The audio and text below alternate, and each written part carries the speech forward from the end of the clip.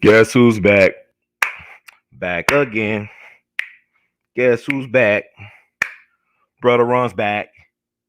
That's right, Jack. It's a fact. I hope y'all can hear me out there. Testing 1, 2, 3, 3, 2, 1. What the heck is bothering me? 1, 2, 3, 3, 2, 1. What the heck is bothering me? 1, 2, 3, 3, 2, 1. What the heck is bothering me? Get around, chillin'. Get around. Brother Ron is back in town. Got some tales to tell.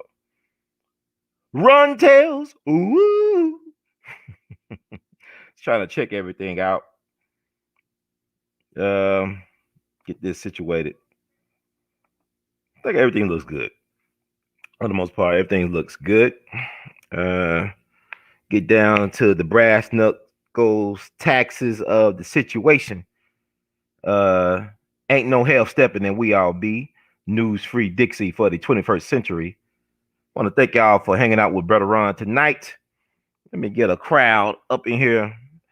I told y'all it's rare that I could do a movie review that is shorter than the movie because I try to give a little bit of contextual realization around the fantasy of what you're seeing on the big screen or the small screen on your laptops or your smartphones. I think it's very important. You know, I saw a comment recently. Somebody, we just want the movie review. Well, you at the wrong place. Cause I'm not just gonna give you a movie review. I want to put some historical context around it because we got a class is in session. Class should be in session 24/7. 24/7. If you don't like my teaching style, that ain't my problem because I'm trying to reach the folks I want to reach. Not that I want to reach, but whoever can receive what I got to offer, it's yours. You understand what I'm saying? And that's what I'm doing. Just trying to get through this winter wonder hell. This ain't Wonderland, it's wonder hell. I mean, I'm in Memphis, man. Memphis was about prepared for this snowstorm or a series of snowstorms as a brother is prepared to be in a long-term relationship with Lori Harvey. Once again, let me say, Memphis was about prepared for a snowstorm. You heard me?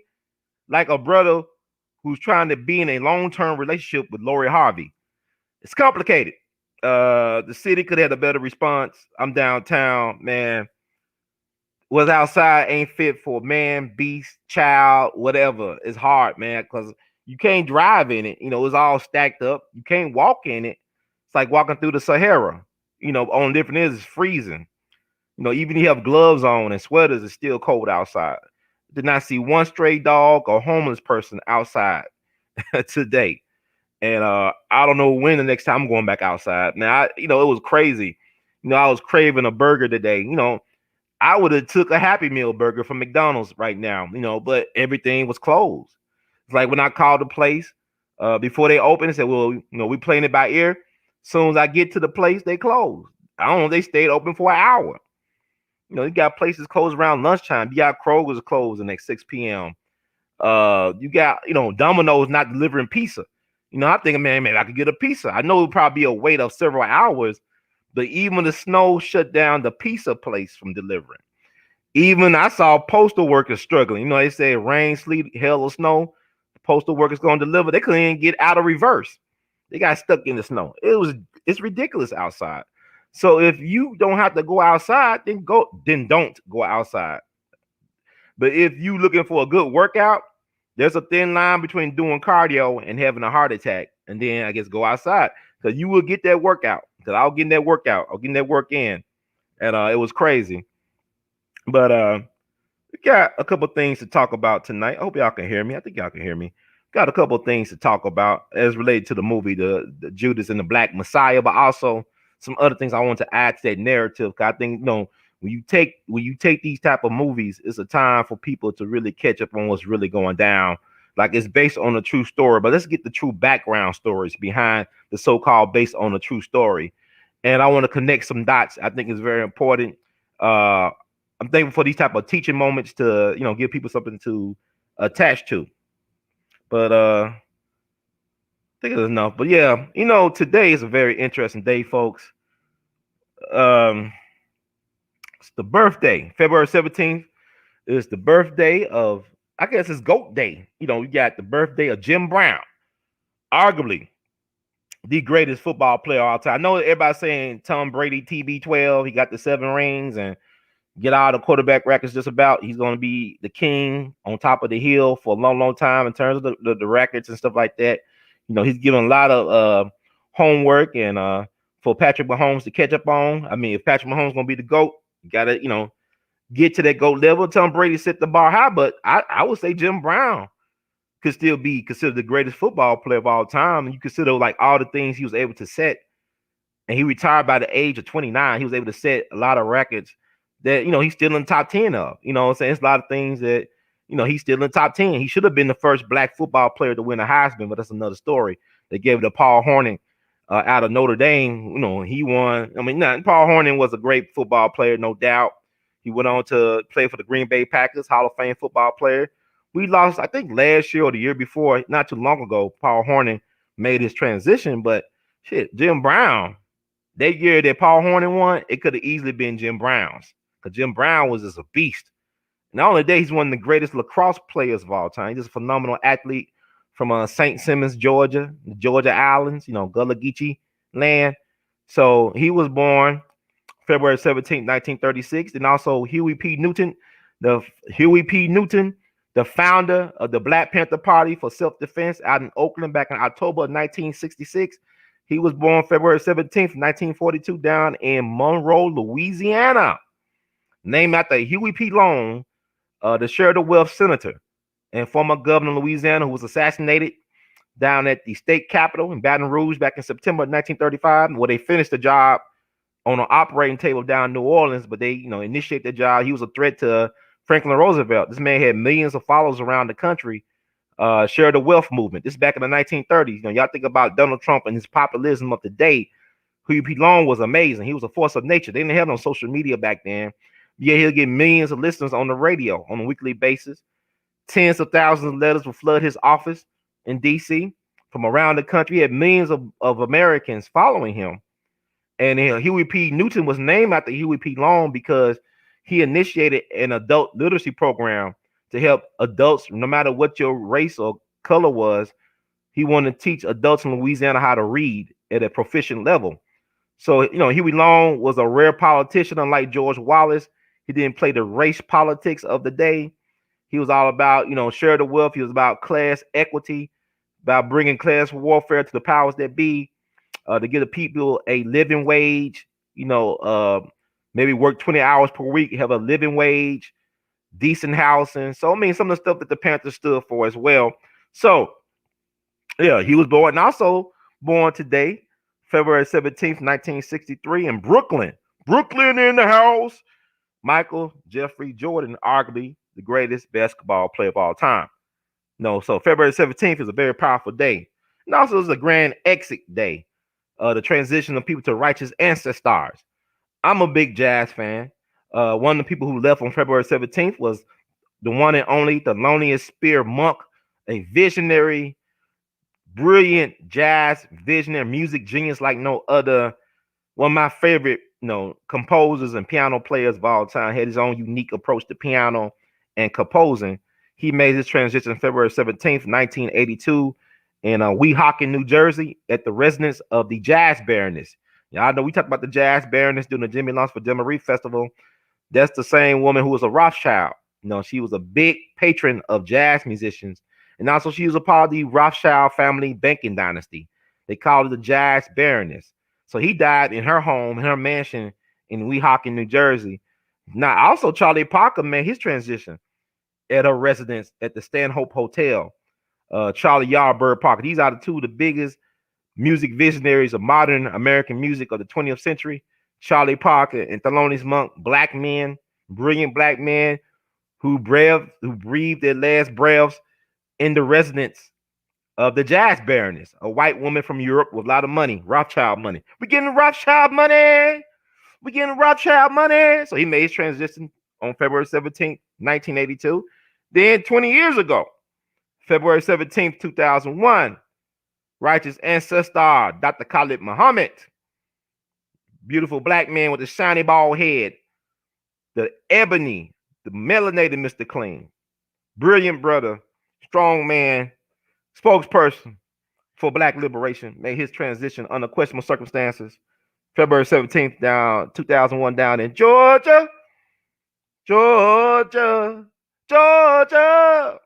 It's not funny, but yeah, don't forget about Dr. Khalid Muhammad. So February 17th is a very, very, very powerful day in melanated history, in Black history, in FBA history, in ADOS history, whatever you want to call yourself. You can have whatever you like. So, yeah, shout out to those guys.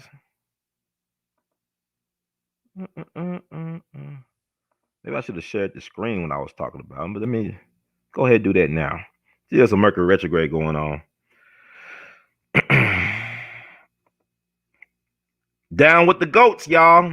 The GOATs, Jim Brown, number 32, Huey P. Newton, and Michael Jeffrey Jordan, all born February 17th, 1936, 1942, 1963. Two of them still alive, brother in the middle dead. We're going to talk about Huey tonight as we talk about Fred Hampton and tie it all in. I think it's very important. So I just want to pay homage. Give y'all respects, man. Everybody calling me today and yesterday. I'm only one person, man. People don't understand. I'm only one man trying to do the best that I can with whatever I have. I ain't a perfect man. I'm trying to do the best that I can with whatever I have. I'm not a perfect man, but I got a lot on my mind. And I thank you all for receiving this information. And really what I do, I try to communicate all this information is therapy for me. Cause I got a lot going on in my life, man. I just don't talk about everything. And really, I'm a loner, but I'm never alone. I got the ancestors or ancestors riding with me, and I got me, myself, and I. So I'm always in good company. But this work is very much a loner's work. Truth seeking is a lonely existence, and it is what it is. But I'm living out my destiny, and so I thank you for rocking with me. If you appreciate the God work that I'm laying down, and I know that the best is to come, but right now I'm in the process of making some major transitions in my life, my personal life, as well as my professional life. So I'm not trying to get everybody to understand. Like, it's funny, people like relatives and friends and strangers, they think that when I say something, I'm trying to debate them or try to get them to see it my way. I'm not really interested at this point in my life in anybody agreeing with me. I'm just more about me preserving my sanity, my peace of mind, and doing my work the way I'm going to do it. I'm be unapologetic as I move forward in doing the work that I'm doing. Not interested in seeking a consensus at this point. I'm all about hiding the contradictions and whatnot. So, like, it's a lonely existence, and people assume too much. Like, I post up, people misread what I post. Wait, for example, like Lupe Fiasco. I sent a shout out to Lupe Fiasco. His birthday was on February 16th, right? All Black everything. And folks, I know I respect that. I'm glad people are woke and aware. Now, people say, well, he was trying to push vaccinations or push that stuff on people. Like, you can't go to his concerts unless you get tested and temperature taken. There's a lot of things you ain't gonna agree with nobody 100% on. But I'll just paying homage to the fact that the guy's a very talented rapper, gifted lyricist. Wasn't getting too much into his politics per se. Now, I do realize that everything is political, just like the people I got on this screen. You're not going to agree 100% with anything these guys may have stood for, what they have talked about in their lives, or what they may have done. Things have came out about Jim Brown in terms of his problematic relationships with women, what he went through in the past with women. It is what it is. But he's still an icon, and he's still somebody who gave back to the people. So you got to balance the pros and cons out and heighten the contradictions. Same thing with Huey P. Newton. Very problematic in a lot of ways, his legacy, because he's a human. Anybody that's a human being, you're going to have contradictions. You're going to have you're just going to have, I ain't going to call it hypocrisy. It's just complex being a human being, but you should balance it out. Be fair and balanced in your assessment of these people, especially in their shortcomings. Same thing with Michael Jeffrey Jordan. You ain't going to agree with everything, especially from his politics. When he was sought out for an endorsement for Harvey Gantt. Harvey Gantt was, I believe, he was the first Black mayor of Charlotte.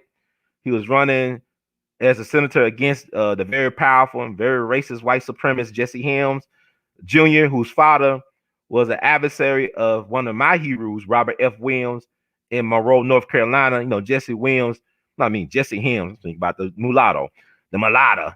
Jesse Helms, his father was a fire chief and a police chief in Monroe, North Carolina. And I'm talking about Robert F. Williams, whose birthday is this month, Negroes with Guns. Like, check him out, Radio Free Dixie. So Michael Jordan said even Republicans buy shoes. So he didn't want to get political, even though Michael Jordan grew up in Wilmington, North Carolina, where they had that white supremacist insurrection, right? Wilmington of 1898. So that's his background. He was born in Brooklyn, but he was raised in North Carolina in Wilmington, of all places, where they had the insurrection of 1898. So he said even Republicans buy shoes, right? So, you know, Lupe, I appreciate y'all pointing it out. You got to hide in the contradictions, but I really was paying homage to his artistry. You know, I know he's a Muslim or was at one point, and like I said, it is what it is. People are complex like that. So, with that said, let's talk about Huey P. Newton. But let me get people that could talk about Huey P. Newton, people that actually, you know, one person knew Huey, another person, I guess, knew of him, and they travel in, you know, same circles, whatever. Okay. I'm going to play Baba Dick Gregory. I love Dick Gregory, man. I had no ideas these interviews would become valuable as they are. You know, a lot of people, other people interview Dick Gregory, but we took the time to talk about some things that maybe other people didn't catch, because, you know, a lot of people want to be sensationalized, want to talk about a lot of gossipy stuff. And now I get what he was saying, you know, years later about, you know, don't really care about all the gossipy things. Let's talk about some real stuff. So I asked him about Huey P. Newton and Eldridge Cleaver. And we're going to play that right quick on We All Be, and then keep it moving. So this is Baba Dick Gregory assessment in his own words of Huey P. Newton and Eldridge Cleaver. So, and thank y'all for being patient, for rocking with the Artivist tonight. Tonight is the night. Tonight is the night. Okay. Find this stuff.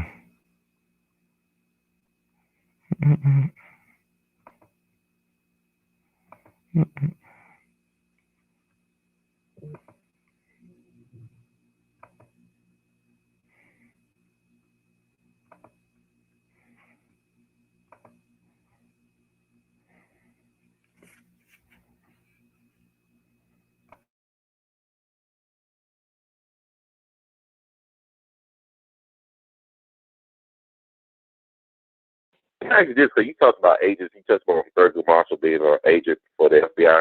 What about, I know you told me last week about Huey Newton and Eldridge Cleaver. Huey Newton and Eldridge Cleaver, they was not just agents, they was punk drug dealers, man. They wouldn't pick them dogs off the street and got them to do that to get black folk killed. How you gonna have some thugs hold a press conference and say, we're gonna kill the white racist police? You just told every white cop or every light complected black cop, when you see a black man turn the corner, grab your gun. That's what that was about. That's what that was about. So that's where they go. As long as they're talking about kill the white racist police, do you know the Black Panthers never killed a cop? What about Huey with the Officer Frey, the guy that he went to the gas train or the sheriff for? I didn't hear you. Oh, the guy that Huey went to jail for back in the 60s, Officer James Frey. Yeah. His name Fry or whatever. Yeah. You didn't tell me he didn't kill him? Who didn't kill who? Oh, Huey Newton didn't kill that cop. I didn't say he didn't. What you mean? Again, you said it. You mean to tell me? I ain't told you nothing. I mean, you know what I'm saying? That's the narrative that they put out there, that he got, you know, he shot the cop. You didn't say that, but they said the narrative. Wait. Shot a cop when he was a Black Panther? Yeah, back in the back in the 60s.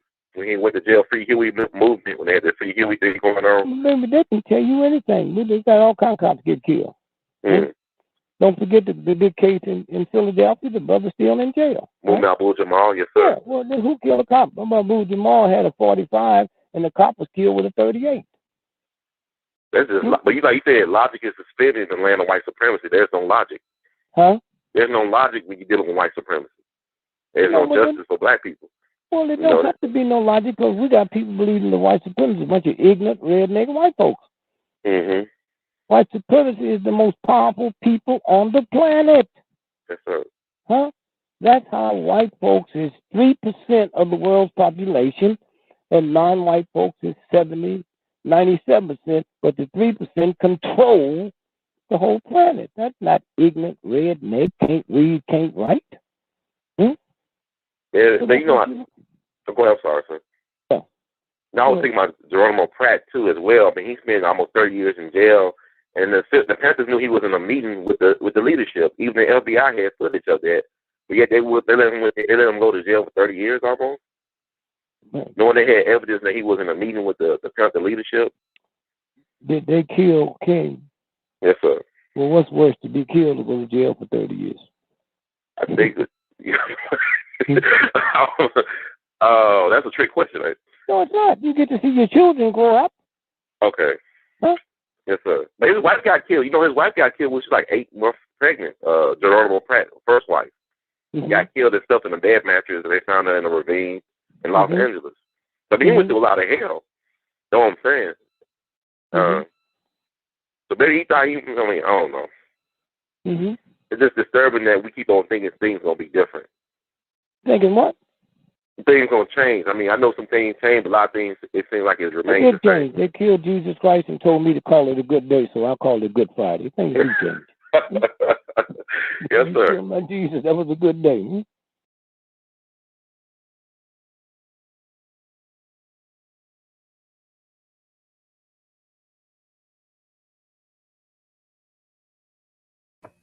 That was Baba Dick Gregory, his take on Huey P. Newton and Eldridge Cleaver. He believed they were agent provocateurs, thugs, filth, whatever, how Baba Dick Gregory talks. And that's interesting. So also I want to play right now Judge Joe Brown, who actually knew Huey P. Newton. I guess Judge was a Black Panther. I got to ask him straight. Judge, so you saying you're a Black Panther? Because, it was Judge Joe Brown. He recruited Elaine Brown. Of course, Elaine, something about Elaine Brown. And Geronimo Pratt that we spoke about, and Bunchy Carter, who got killed at UCLA campus along with John Huggins back in January of '69. So I'm gonna get his take on Huey P. Newton from his own words, what he thought about Huey himself. This is the Honorable Judge Joe Brown.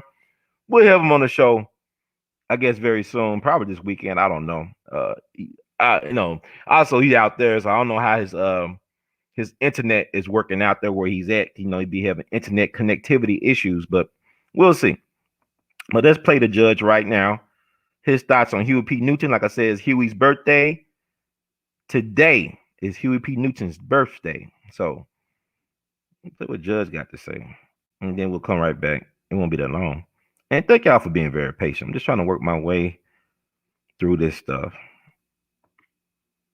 And you are rocking what we all be. News Free Dixie for the 21st century. This is Judge Joe Brown, and we're listening to We All Be News. News Free Dixie for the 21st century. I have heard this. I know Dick Gregory told me this, and he said that Huey Newton and Eldridge were agents too. And I heard that Huey had been compromised by the authorities. I mean, he was mind control, like when he was in prison back in the '60s. Well, I know when he got out, he's crazy. Right. I've seen him walk into a club.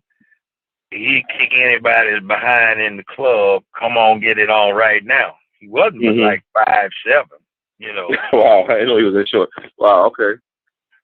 Maybe 5'8" on a stretch, but he got jacked up. Somebody did him in. I thought it was interesting because he was a very brilliant guy, it seems, but I read his Revolutionary Suicide, and I know I saw this documentary that came out in the late '90s, Power to the People, and people on the documentary, even Bobby Seale said, was some issues with him using drugs. Like he was using drugs before the Panthers started. Yeah. The movie The Mac, it said that the Panthers had something to do with the assassination of Frank Ward, the pimp. There was a helper with the Mac when it was being filmed in Oakland. I don't know, so they're trying to control the drug trades in Oakland. It was Huey was trying to do. The guy that played the Mac went to my junior high school also. Oh, really? Wow. You just know who's a who. But the guy, I know the Frank Ward character that's based on, he was killed during the filming of the Mac. So they were using him to get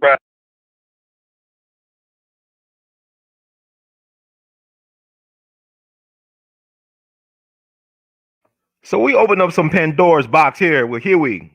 And it's not a knock against Brother Huey. Like I said, we got to heighten the contradictions. And like I said, this Judas and the Black Messiah film has produced a wonderful opportunity for us to take hold. Like I really challenge other so-called new black media to really do something about, a review of not only Judas and the Black Messiah, but also to talk about the history of the Panthers and how it's been presented to us over the years and all the contradictions and the misleading information, the misinformation or disinformation, and how they portray the Panthers.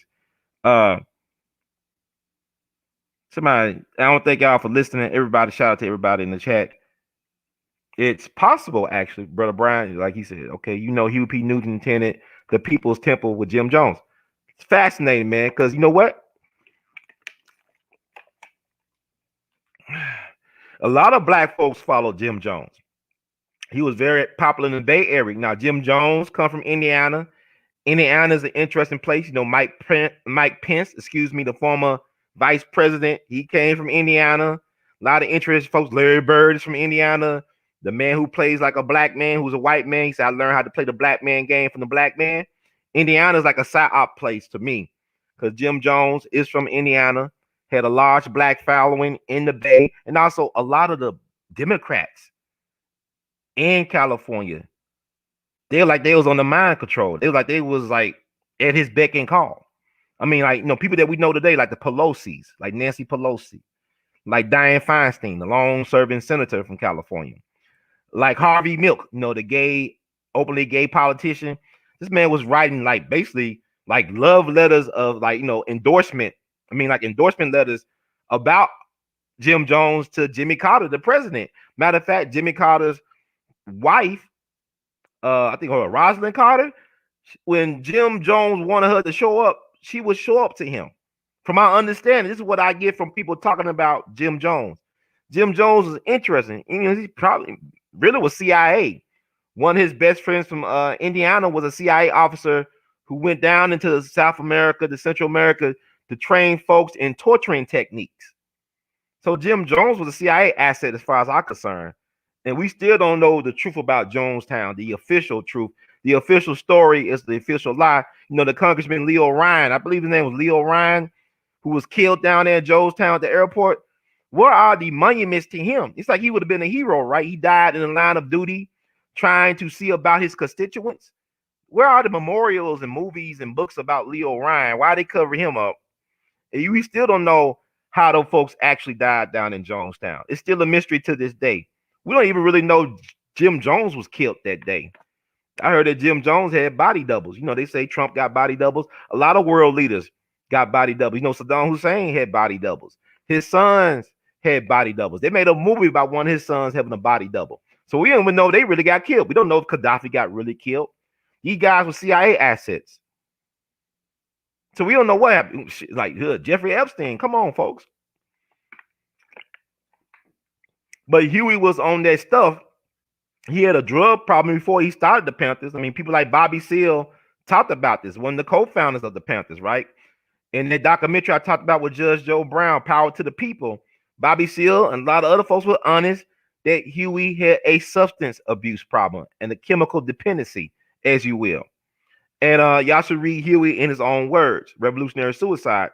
So also, we're going to talk about Huey and Frank Ward. We brought up Frank Ward, right? He's the basis for the character that Max Julian played, Goldie, in the Mac. Now, Judge O'Brien said he went to junior high with Max Julian. Judge O'Brien went to school with Donald DeFreeze, Cinque from the Symbionese Liberation Army. The Cinque that allegedly kidnapped Patty Hearst, the media heiress. This we call it Symbionese Liberation Army. Donald DeFreeze, aka Cinque. See, Judge is interesting. I don't know who Judge. I mean, Judge is a fascinating dude. He all with the Panthers. I know Franco Diggs. Geronimo Pratt. Bunchy Carter, John Huggins, Delane Brown.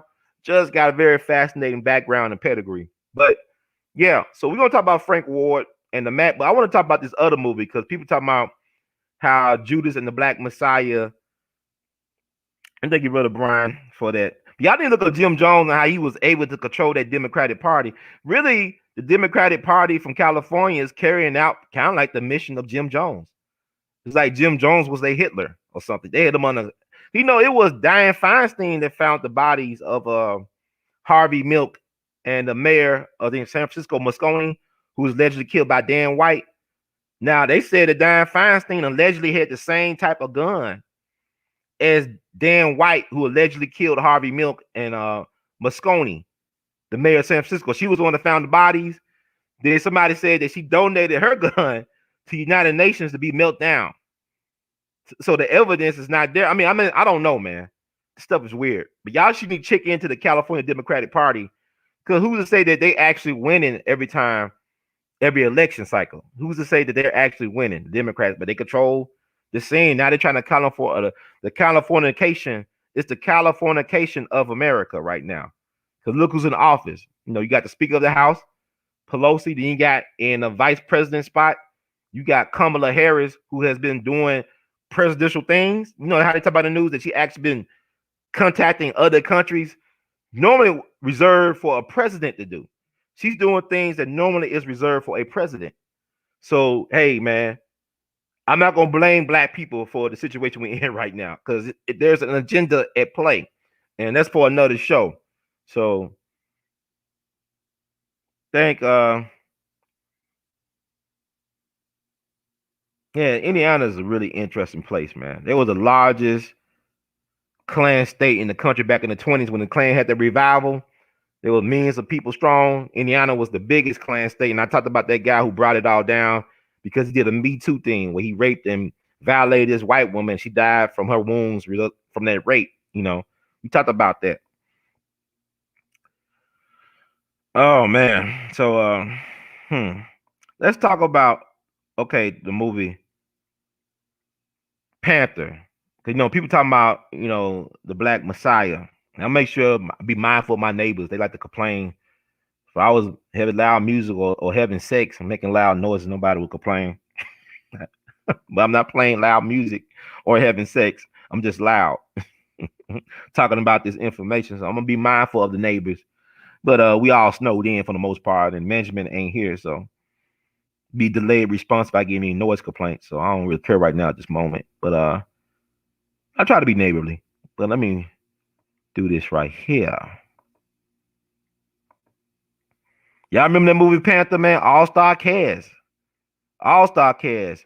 Courtney B. Vance played Bobby Seale. And his brother named Marcus Chong. He played Huey. I thought he did a great job playing Huey. But yeah, Bobby Brown, this movie. Chris Tucker. Mario Van Peebles directed the movie.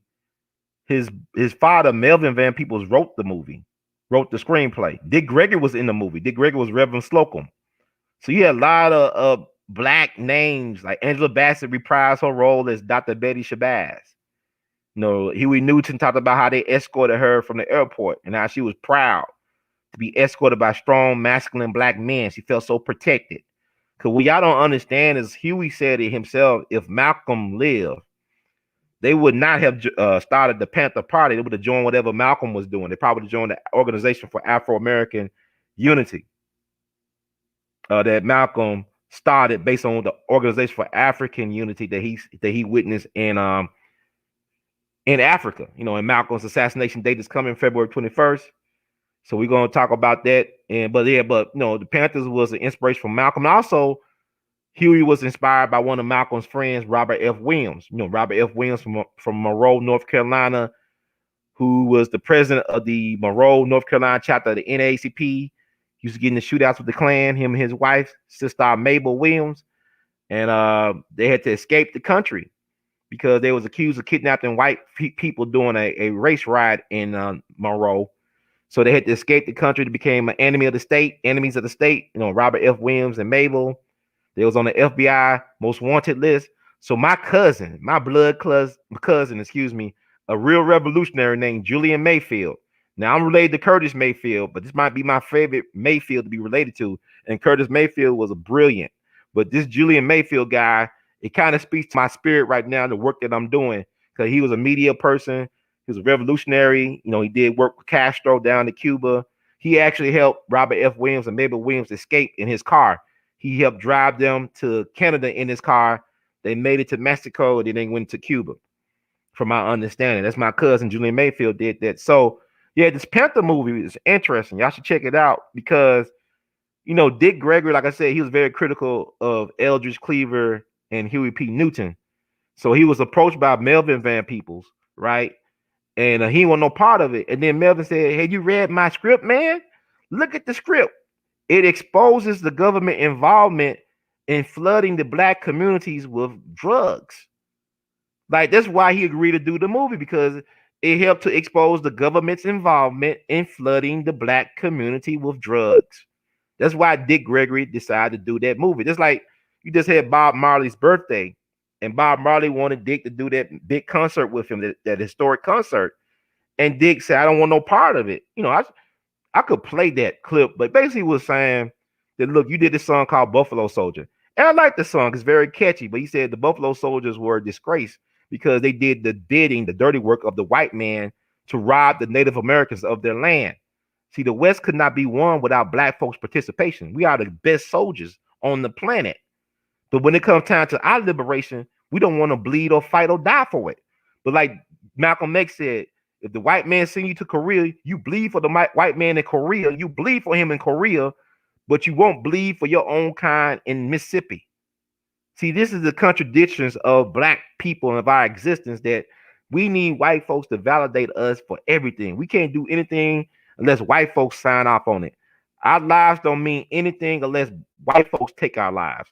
This is weird. Black people, we are weird. So-called black people. I know y'all got other names, but I'm gonna say black people, whatever. Because how we act void of a void. We had no knowledge of self or self-love, it seems.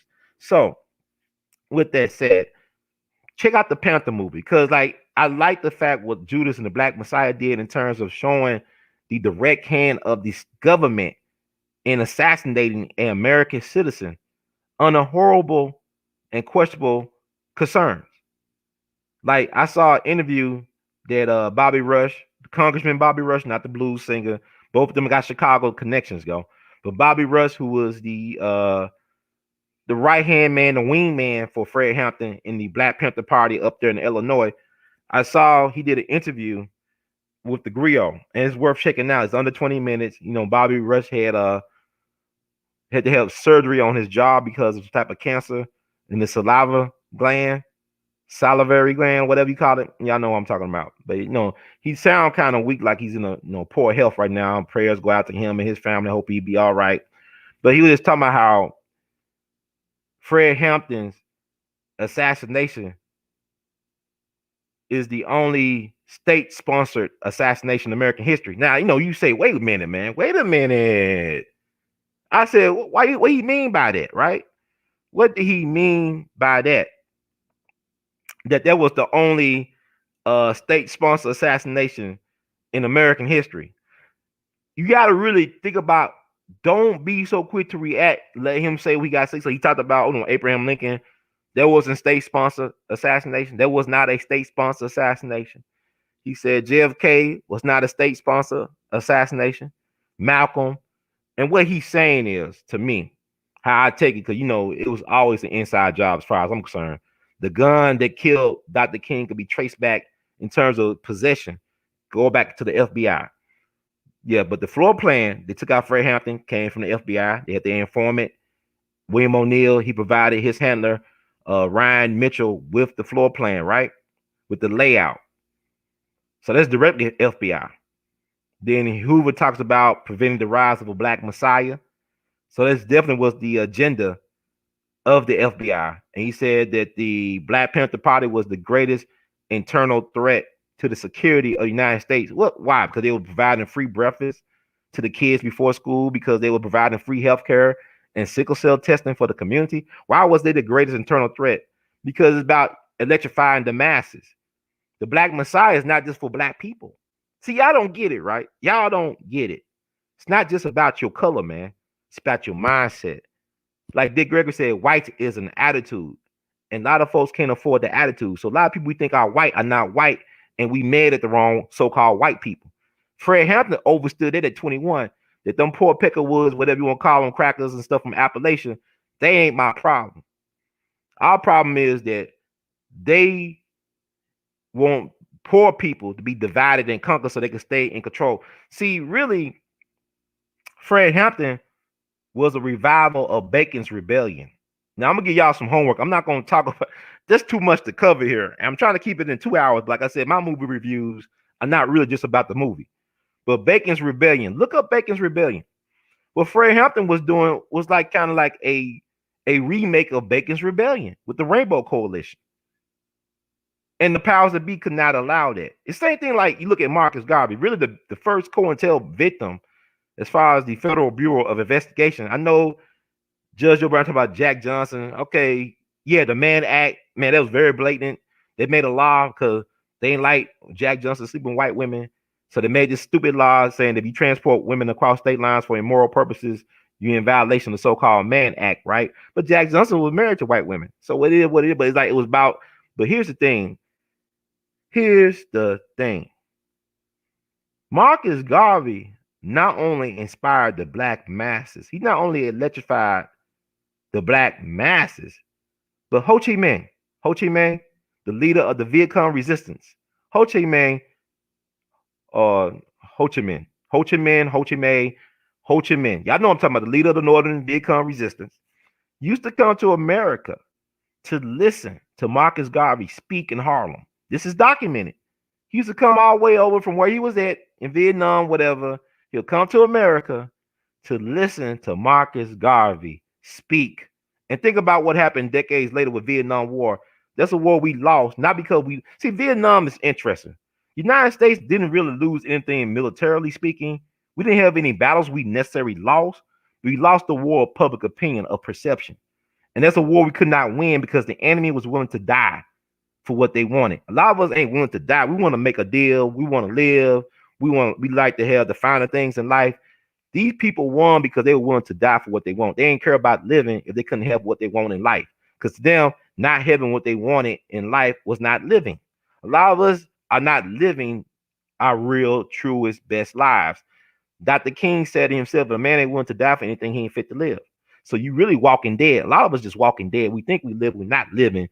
We're like living vicariously through reality TV shows or through football, sports, and stuff like that, through celebrity and gossip. And we're not really living us.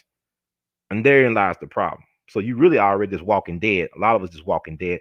So Marcus Garvey inspired Ho Chi Minh. Or Ho Chi Minh. Now, Ho Chi Minh tried to talk to Woodrow Wilson when they're doing that peace treaty, all that stuff in Paris after World War One. Woodrow Wilson didn't want to meet with Ho Chi Minh. He tried to talk to because that Declaration of Independence is based on our Declaration of Independence. So Ho Chi Minh, who was born on May 19th like Malcolm X, Ho Chi Minh is a Taurus, was born May 19th like Malcolm X. Also, Lorraine Hansberry, who wrote Raisin in the Sun, was also born on May 19th like Malcolm X. She also died the same year as Malcolm. I believe she died in January of 65 from leukemia. And her uncle was the famous Egyptian scholar, William Leo Hansberry. That was her uncle. And y'all come from Emmett, Mississippi. Emmett County. I think it's called Emmett County. It's the Amite County, Mississippi. So her folks from Mississippi. And her uncle was the famous Egyptian scholar, William Leo Hansberry, who did work, I believe, at Howard University. So they was all born on May 19th. Lorraine Hansberry, Malcolm X, and Ho Chi Minh. May 19th. Interesting, right? So FBI made their bones by taking down Marcus Garvey. The first black FBI agent, Agent 800, was hired to neutralize Marcus Garvey. James Wormley Jones, World War One veteran, and also former DC detective, Washington DC detective.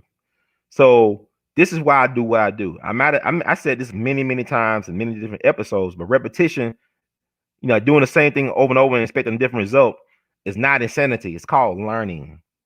It's called learning. You learn through repetition. See how we've been programmed to think.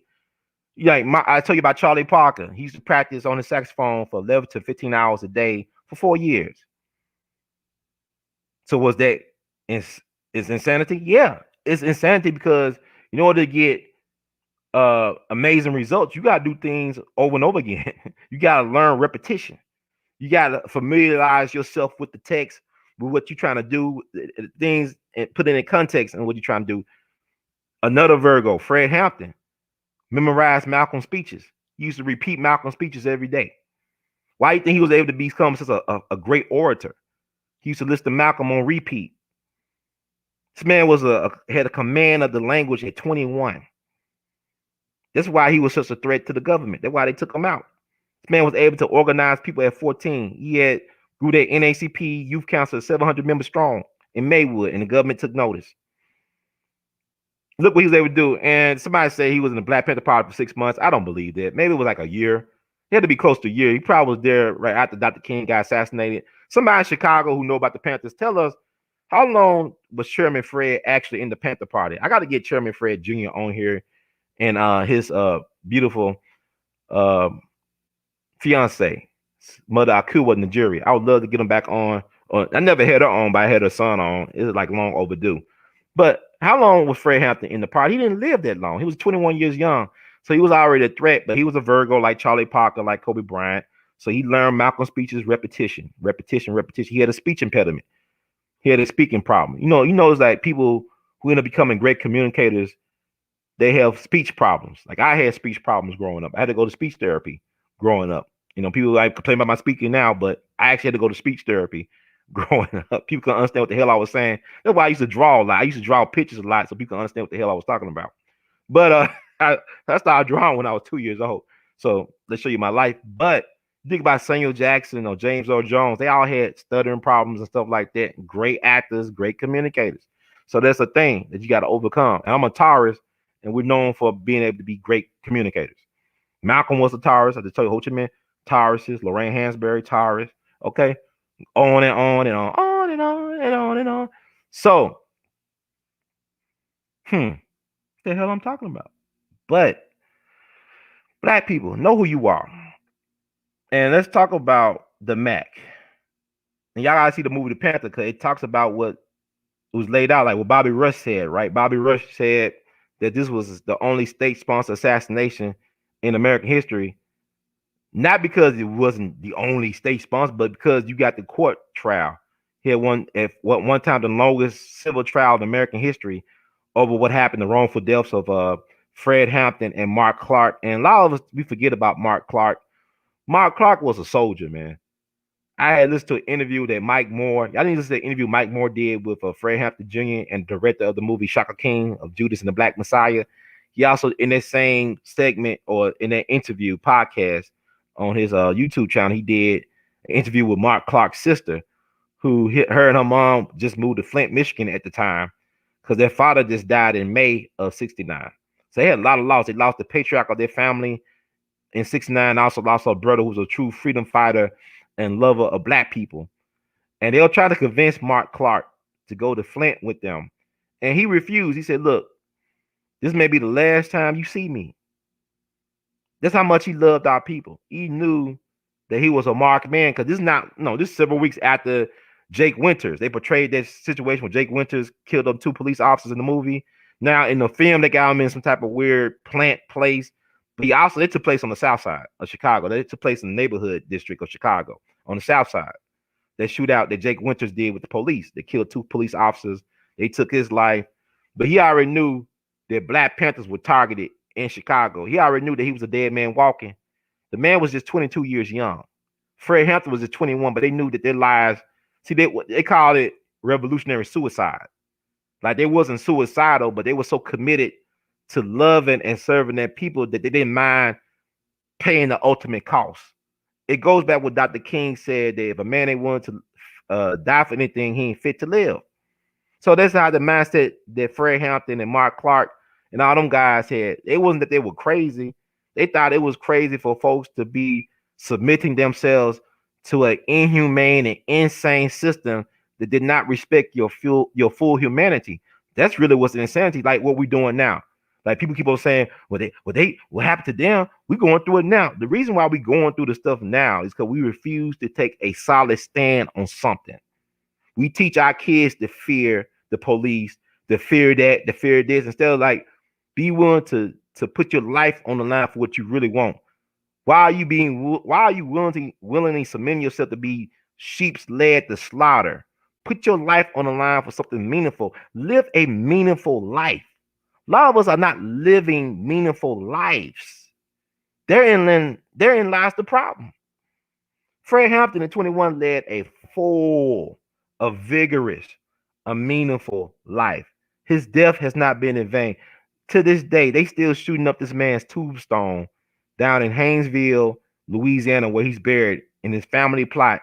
You got so-called law enforcement people come to his damn tombstone to shoot it up. It's all pockmarked. I may show it before the end of tonight. This man been dead for 50 something years. But the thing about it is, like he said, you kill a revolutionary, but you can't kill the revolution. You can jail a revolutionary, but you can't jail the revolution. You understand? It's like Mega Ellis said to himself, you could kill a man, but you can't kill the ideas. Once the ideas out there, Malcolm wanted before he died, he said, I want to be more dangerous dead than alive. Malcolm is still dangerous. Black folks still afraid of Malcolm. We still afraid to quote Malcolm. We still afraid to deal with Malcolm and what he represented. We want to forget about Malcolm, but you can't forget about Malcolm no longer than you can forget about Fred Hampton. And that's another thing. That's why COINTELPRO is real. Because Fred Hampton, H. Rap Brown, Bunchy Carter, our apprentice Bunchy Carter, they all had the gift of gab. Like, if you think about it, they could have been rappers today. Because they was a lot. Bunchy Carter was a poet, and Fred was very poetic. He had a very much of a command of the English language. Look at Stokely Carmichael, Kwame Ture. Look at H. Rap Brown. Something about a black man that know how to move the crowd. That's a threat to a system of racism, which religion is white supremacy. See, the racism is a system. White supremacy is not the system, it's the religion. There's some of the people who are practitioners of racism believe in. Even the oppressed people, a lot of us believe in white supremacy as a religion.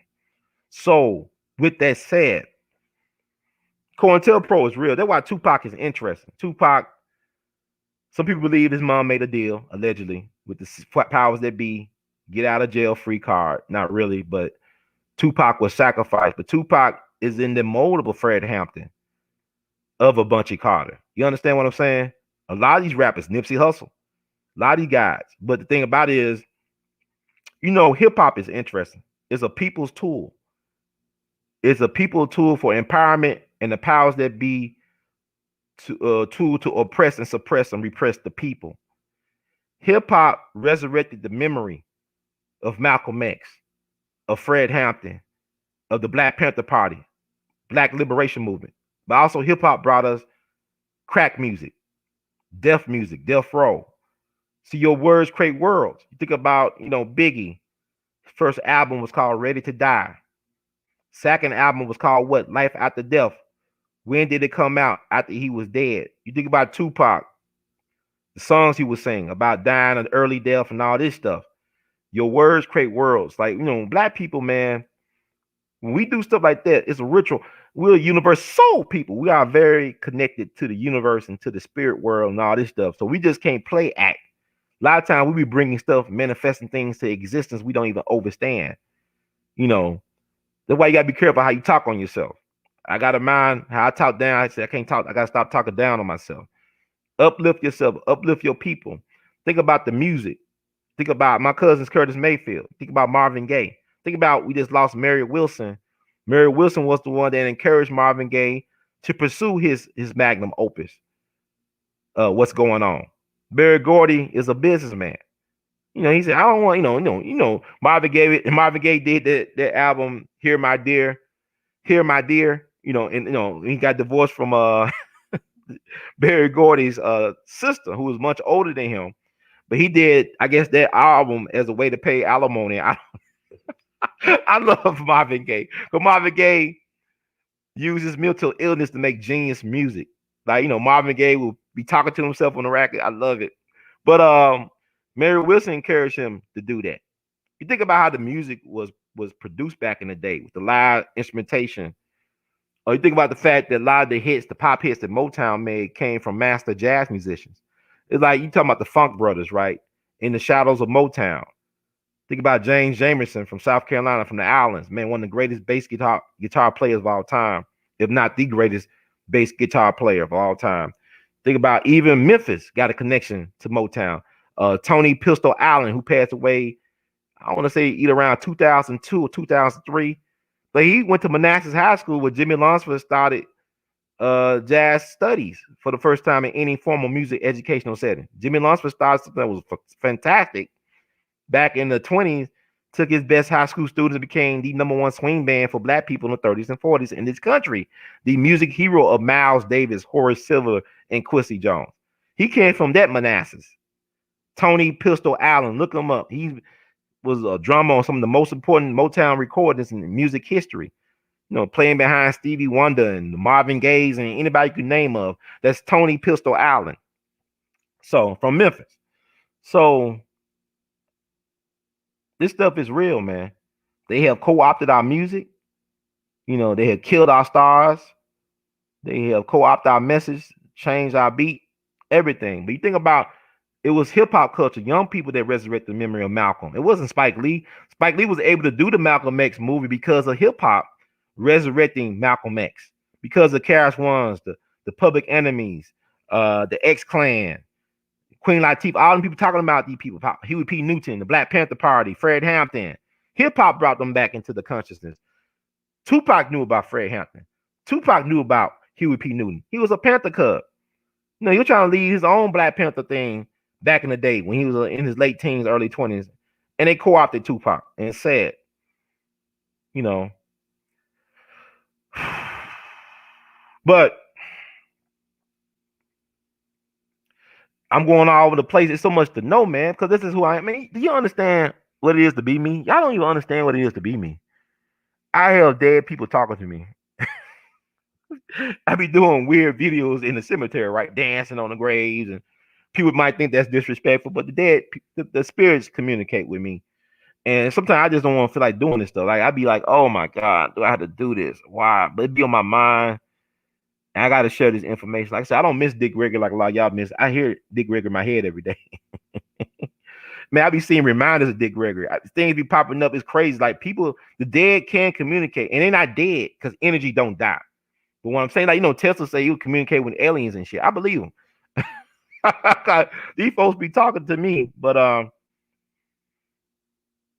almost an hour. I hope I'm doing something right by y'all. I know I be all over the place. Jesus. But let's talk about the Mac. I want to talk about this. This is why I like it. But look at the Panther, right? Bobby Seale said, not Bobby Seale, but Bobby Rush. I keep on getting out from Bobby Rush. But he was saying it was the only state-sponsored assassination of his comrade, Fred Hampton. Because you do the civil trial, you see all the evidence against the government of them implementing this. It's not just the Chicago Police Department. It's not just Mayor Daley. It's not even just the state attorney's office. It's actually the federal government that crucified and killed this man in his bed. This boy, his man-child. He's not even a man, but he's a man. Killed this man in his bed at 21, sleeping next to his pregnant fiance. You got the paper trail that shows that. Not only that, Senator Frank Church, the senator from Idaho, look at the Church Committee reports and stuff from the 70s. They exposed COINTELPRO. They exposed the counterintelligence program for public record. And Fred Hampton was targeted by the federal government. This cannot be debated. This is actual factuals. The fact that Roy Mitchell, who was the handler of William O'Neill, he had 9 informants in the Black Panther Party in Chicago, in Illinois. He had 9 informants that included William O'Neill. So we don't even know who all the people were involved. Until the Freedom of Information Act, until they released some of these files, he had 9 people in there. So the Panthers were very compromised from the get-go. I talked about that Japanese-American guy, right? Who was one of the co-founders, one of the first members of the Black Panther Party for self-defense. He was an FBI. It's an agent provocateur. He committed suicide within the last, 10 years.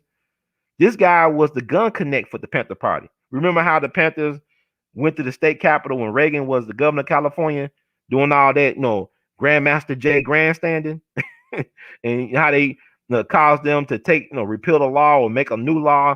You can't carry around your weapons, whatever. And that was based on them. They didn't want black folks to have arms, but we like to grandstand and show off, and it costs us. And stuff is real, man. History is on repeat, my man. History's on repeat. And yeah, so you got the evidence of the government actually killing this man and Mark Clark. You can't, it's no, oh man, it's there's many theories on this. No, we got the proof where the government had to settle with the families and survivors for 1.85 million back in 1982. This is public record. This is not up for debate. And people, it tripped me out. I got some people that follow me that say, well, it's a black woman that stabbed MLK. Yeah, I know that in Harlem when you're doing a book signing. And William O'Neal was a black man, but William O'Neal is controlled by the government. We all are under control of this system until we rise up and create another alternative to existence. We all slaves by another name to this system. So how you gonna talk bad about William O'Neal when you pay taxes to a government that violates you every day? You just as guilty. We just as guilty as William O'Neal. We kill each other every day. What about abortions? People talking about COVID. What about abortions? How many people get killed via abortion? How many black folks been getting killed since abortion became legal? You gotta look at things in this bigger context and start hiding the contradictions. As Huey P. Newton and Chairman Fred Senior would say, heighten the contradictions, man. Y'all look at things in a microcosm. Too small when it's a bigger thing at play. It's a bigger picture. So now I'm not gonna hate no black person because they program me to hate myself. No, I gotta love myself. And when I love myself, I can love my people in spite of their choices in life. That's how you deal with it. You gotta, have some self-love. You gotta reprogram yourself before you worry about how other people may think or perceive things. That's where I'm at right now in my journey is working on myself. I can't save nobody else, but I can save myself. But I can't share what I think about and what I know with y'all. I think that's very important. So what Bobby Rush was saying was not necessarily that the state was not involved, but you just can't refute the fact that the state did kill Fred Hampton Jr. Senior, excuse me. They tried to kill Fred Hampton Jr. That's another thing, the connection of hip hop to Fred Hampton. Because like I said, Fred Hampton would have been a rapper if he was living that. They turned out revolutionaries to rappers. That's why Tupac was kind of conflicted, because really he was a revolutionary, but he was trying to be a rapper at the same, and it cost him. But then it caught up with Huey too. Huey got shot down by a so-called member of the Black Guerrilla family. And we all know that the Black Guerrilla family was founded by George Jackson. He was one of the founding members of the Black Guerrilla family, who was the field marshal for the Black Panther Party, who got killed in San Quentin back in August of 71, which led to the Attica uprisings in September of 1971. George Jackson was a powerful brother. Brother had a lot of swag and intellect. See, they scared of a masculine black man with knowledge of self and a love to serve his people and even to fight and die for his people. George Jackson, read his writings, but they assassinated him in San Quentin in August of 71, Black August. I want to say it was August 21st, 1971. They killed Huey, a Black guerrilla family member allegedly killed Huey in the streets of Oakland. August 22nd, 1989. He was 47 years young. Dr. Huey P. Newton. Dr. Huey P. Newton, he couldn't even read and write. Graduated from high school. He was functional illiterate. Just like Jeff Fort was functionally illiterate. You know how powerful we are as black people? Y'all understand the magic that we bring to this world? We are the envy of the world. That's why the world treats us the way we do, the way it does. And we treat ourselves so horribly because we lack the knowledge that what the world knows about us. We don't even understand who we really are. But a lot of the people that run the world understand who we are and understand our value, and they want to downplay us and treat us like we idiots. And a lot of us are willfully ignorant. But ain't that ironic that George Jackson's Black guerrilla family ended up allegedly killing Huey? Who was, George Jackson was the field marshal for the Black Panther Party. But and his brother died for the cause the year before 1970. Jonathan Jackson was just 17 years young. But read the works of George Jackson. And thank you, Brother DeMarcus, for the donation. We love you, Brother DeMarcus Morris. We love you, Matt Lee.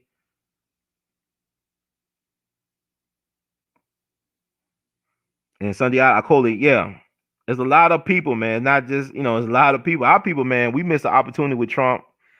We could got a lot of our people out, or some of our people out, man. We got to be better mobilized as black people, man. We too busy talking about cultural politics, what I call myself. You call yourself oppressed. If FBA, ADOS, Aboriginal, African American, call yourself oppressed.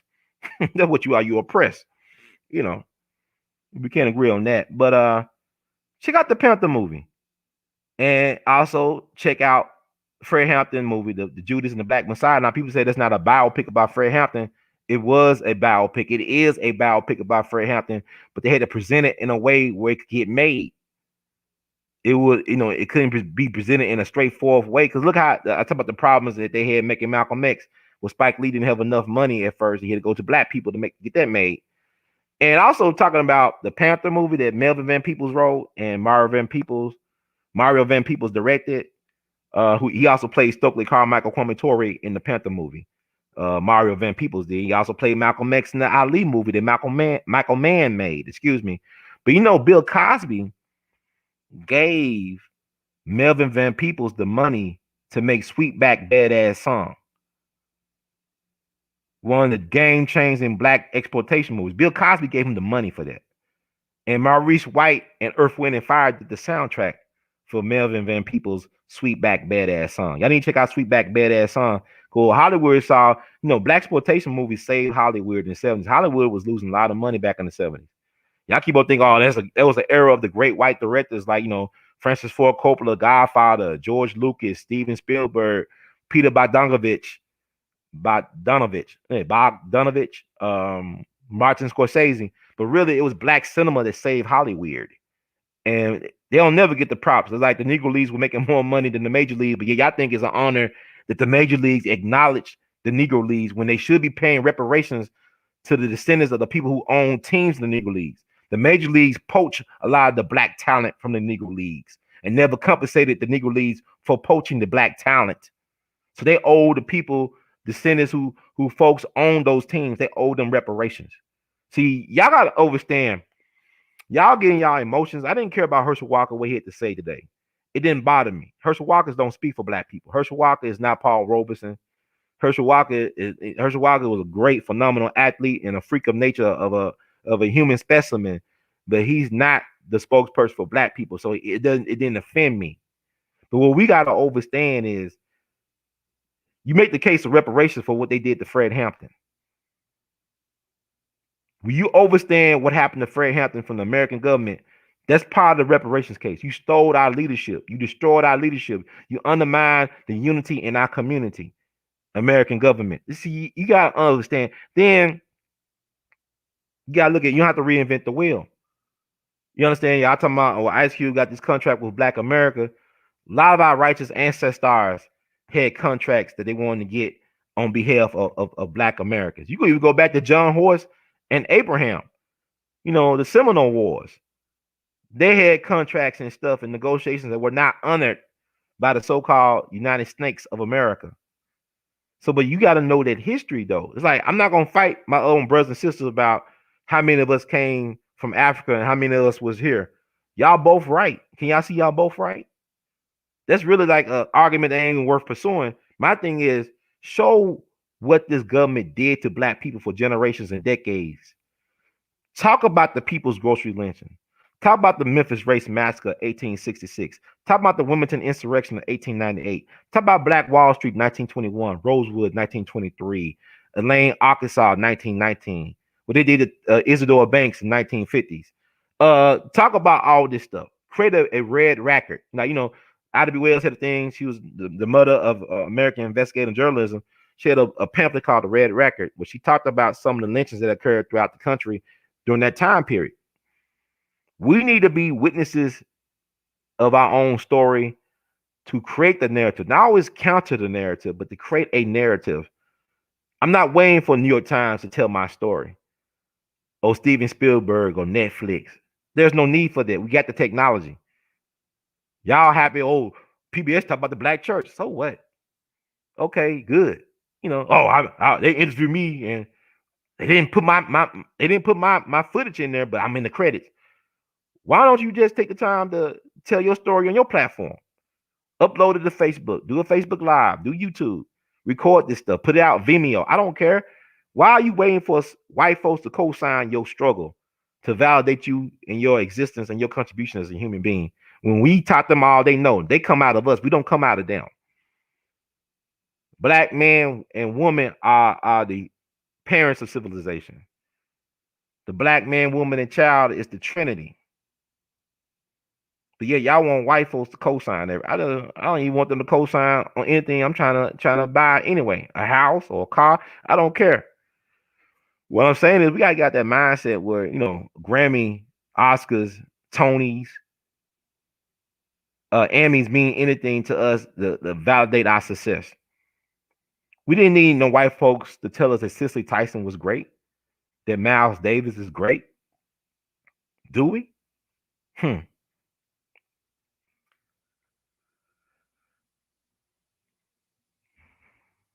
But I'm just going. I had things I had lined up. I could get this under 2 hours, but let me see. Let's talk about the movie The Mac and Huey Newton's connection to the movie The Black Panther Party.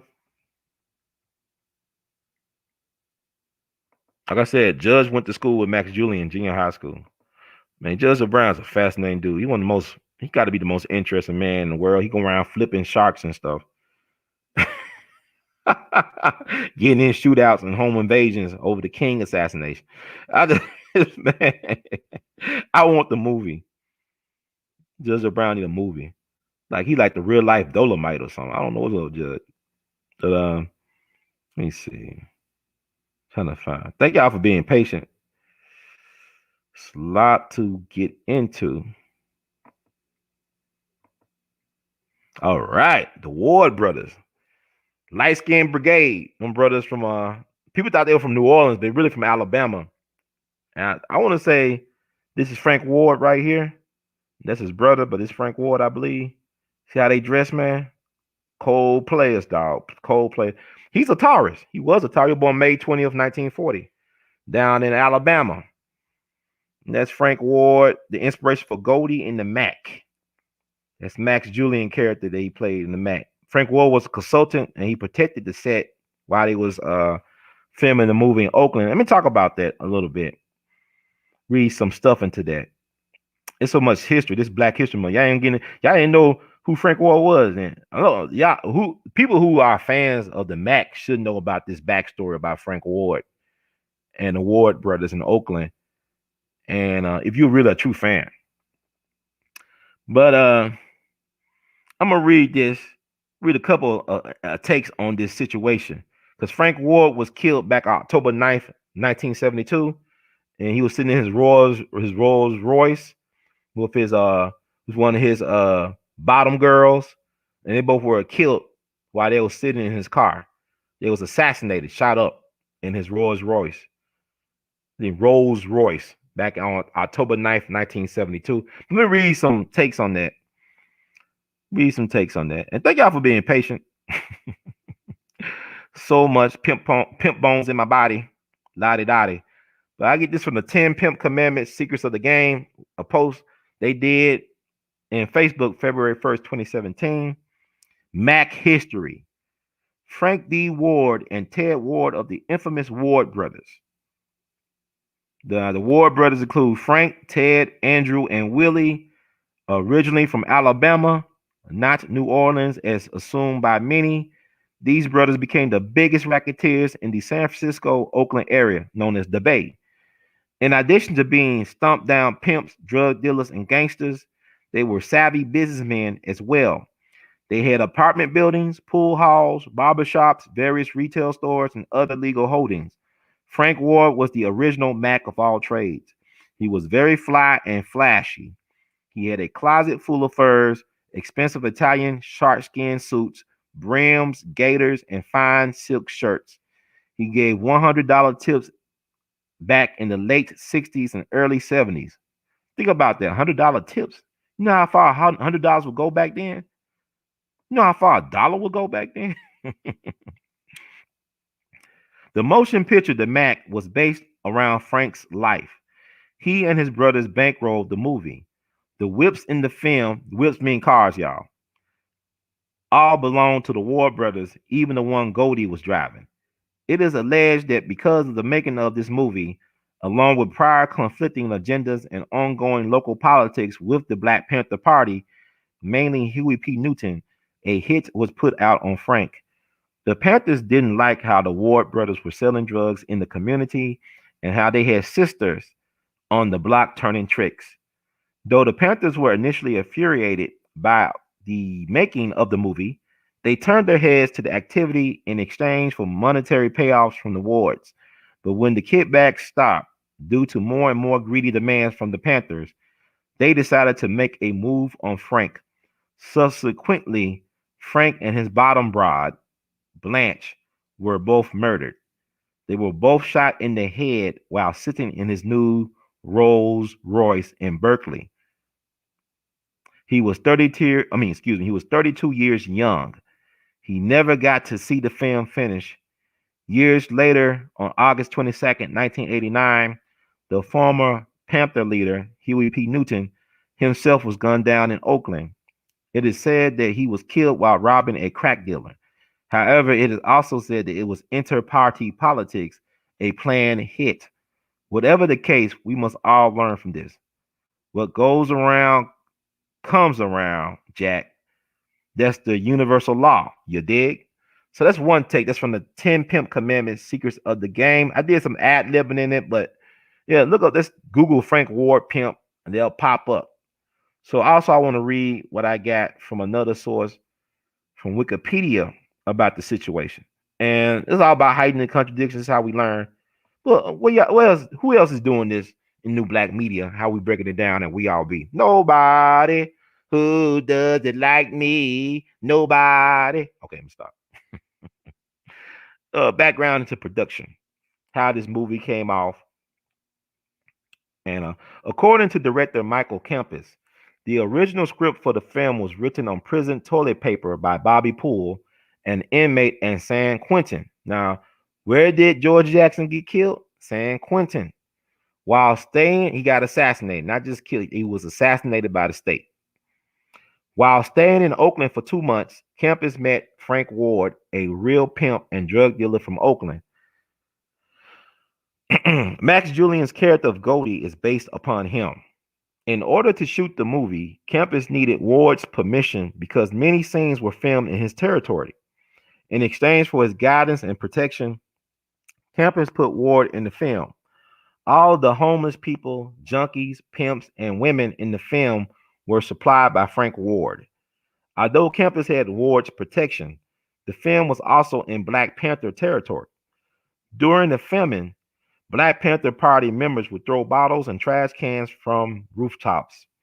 In order for filming to run smoothly, an additional deal had to be made with Huey Newton and Bobby Seale, who were then put in charge of providing extras for the film. About halfway through the production of the film, Frank Ward was shot and killed while in his Rolls Royce, along with his bottom girl, I think named Blanche. There were speculation that the Black Panthers were responsible for Ward's death, and the filmmakers and the cast relocated to safer areas for filming. Despite the tension, the film's opening was shot in Oakland, with all the proceeds going to the Black Panthers breakfast program. So the film was screened in theaters in only about 20 mostly black communities. Distributors avoided theaters in predominantly white neighborhoods due to a belief that the film would do better in black areas. Despite its low distribution, director Michael Kempis has noted that the film outgrossed The Godfather in the cities in which it's played. That's interesting, y'all. A lot of information here. But I would love to see a movie about the making of the Mac that talks about the Frank Ward story. That talks about the Franks. I mean, it's crazy. This stuff is insane. Black history is better than science fiction on any Hollywood movie. So how many of y'all knew about that Frank Ward story? Stuff is crazy. But I think that's Frank Ward to the left. And you know, to add to that, you know, who killed Frank Ward? He made a lot of enemies, right? He was very successful in what he did, drug dealing, pimping, ran the Bay. I mean, you people from Cali, man, that was back there in that time, y'all can, you know, tell us about the real deal. How accurate is that? You know, but if you go back to the documentary Power to the People that I talked about that came out in the late 90s, it should be on YouTube or something. Just look up Power to the People, Black Panther documentary. I've been knowing about Fred Hampton for 20 something years, man. It's been with me for 20 something years. You listen to Dead Prez, they talk about Fred Hampton. You know what I'm saying? Hip hop resurrect the memories of our righteous ancestors, but hip hop has been co-opted by the powers that be to sell poison to our people. And it's a person who listens to Meg Thee Stallion. I do listen to Meg Thee Stallion. I listen to Kodak Black. I listen to a lot of people. I also listen to Charlie Parker and Billie Holiday, Nina Simone. I got a wide eclectic musical taste. Okay, Bob Marley, whatever. But now, Bobby Seale said the reason why the Panthers broke up was because Huey was too interested in trying to take over the drug trade. That's coming from Bobby Seale, co-founder, somebody who knew Huey intimately. They were partners and visionaries, in this thing. He said one of the reasons because, some of the Panthers like Huey wanted to take over the drug trade. He said, no, we got to break this up. Just like a lot of Panthers didn't trust Elaine Brown either. I know Judge got the thing with Elaine Brown, but read her book, A Taste of Power. And she talks about her relationship with J. Richard Kennedy, the former manager of Harry Belafonte, but also MK Ultra mind control specialist for the U.S. government, for U.S. intelligence. So I'm hiding the contradictions, but that is interesting. He would get killed like that under questionable circumstances. Like they said, it was a planned hit. It was an inside job. A lot of Black Panthers got killed like that from their own. You think about in the movie Judas and the Black Messiah, that scene with George Sams going to different safe houses, exposing the Panthers, also torturing and killing Panthers on behalf of the government. That actually happened. So a lot of Black Panthers end up killing other Panthers under suspicion of being snitches and stuff like that.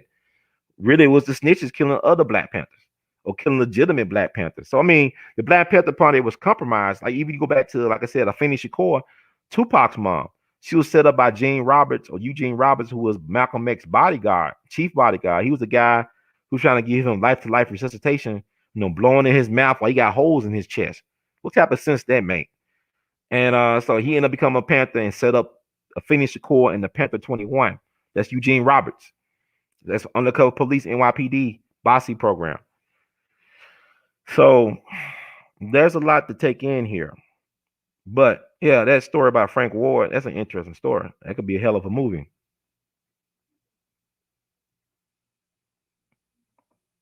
Yeah. From my yeah. Mm-hmm.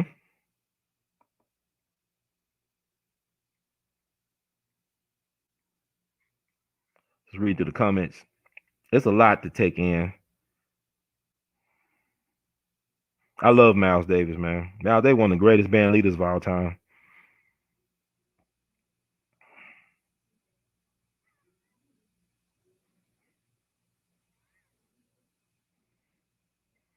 Your life is what you make it to be. Your life is your movie. Your life is your movie. It's what you make it to be.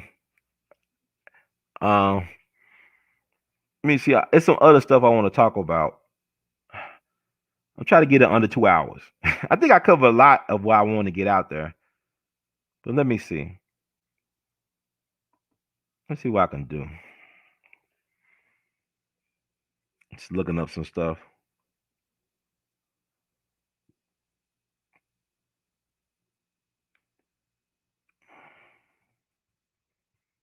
The internet is fascinating. Let's utilize it the best we can while we still can.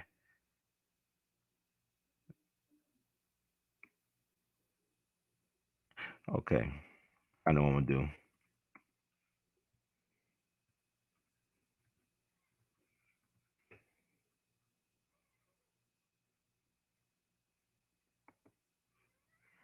Play this clip. No, we talking about Judas and the Black Messiah. I'm gonna play this again that I played before last year. And thank y'all for being patient. I appreciate it. Play this clip. We all be in it to win it, man. You gotta remind how deep this stuff go. You remind how deep this stuff go. Stop.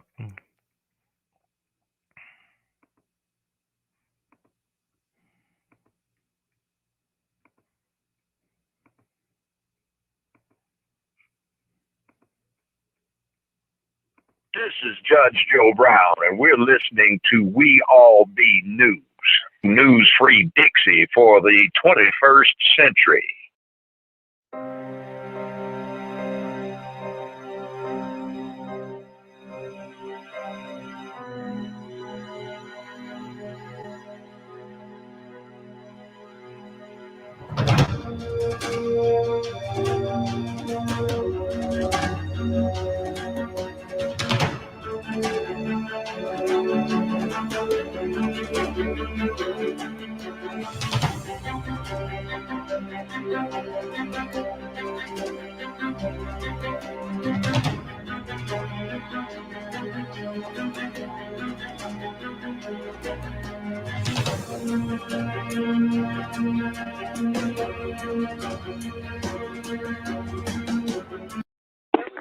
Hello.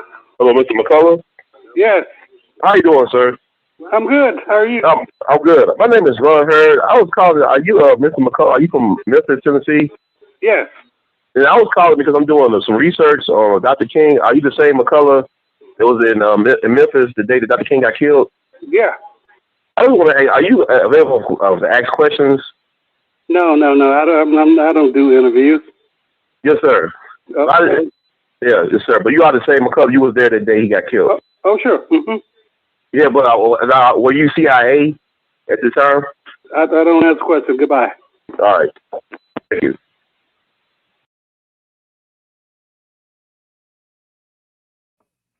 That was that was, I'm not laughing because it's funny, but it's not funny.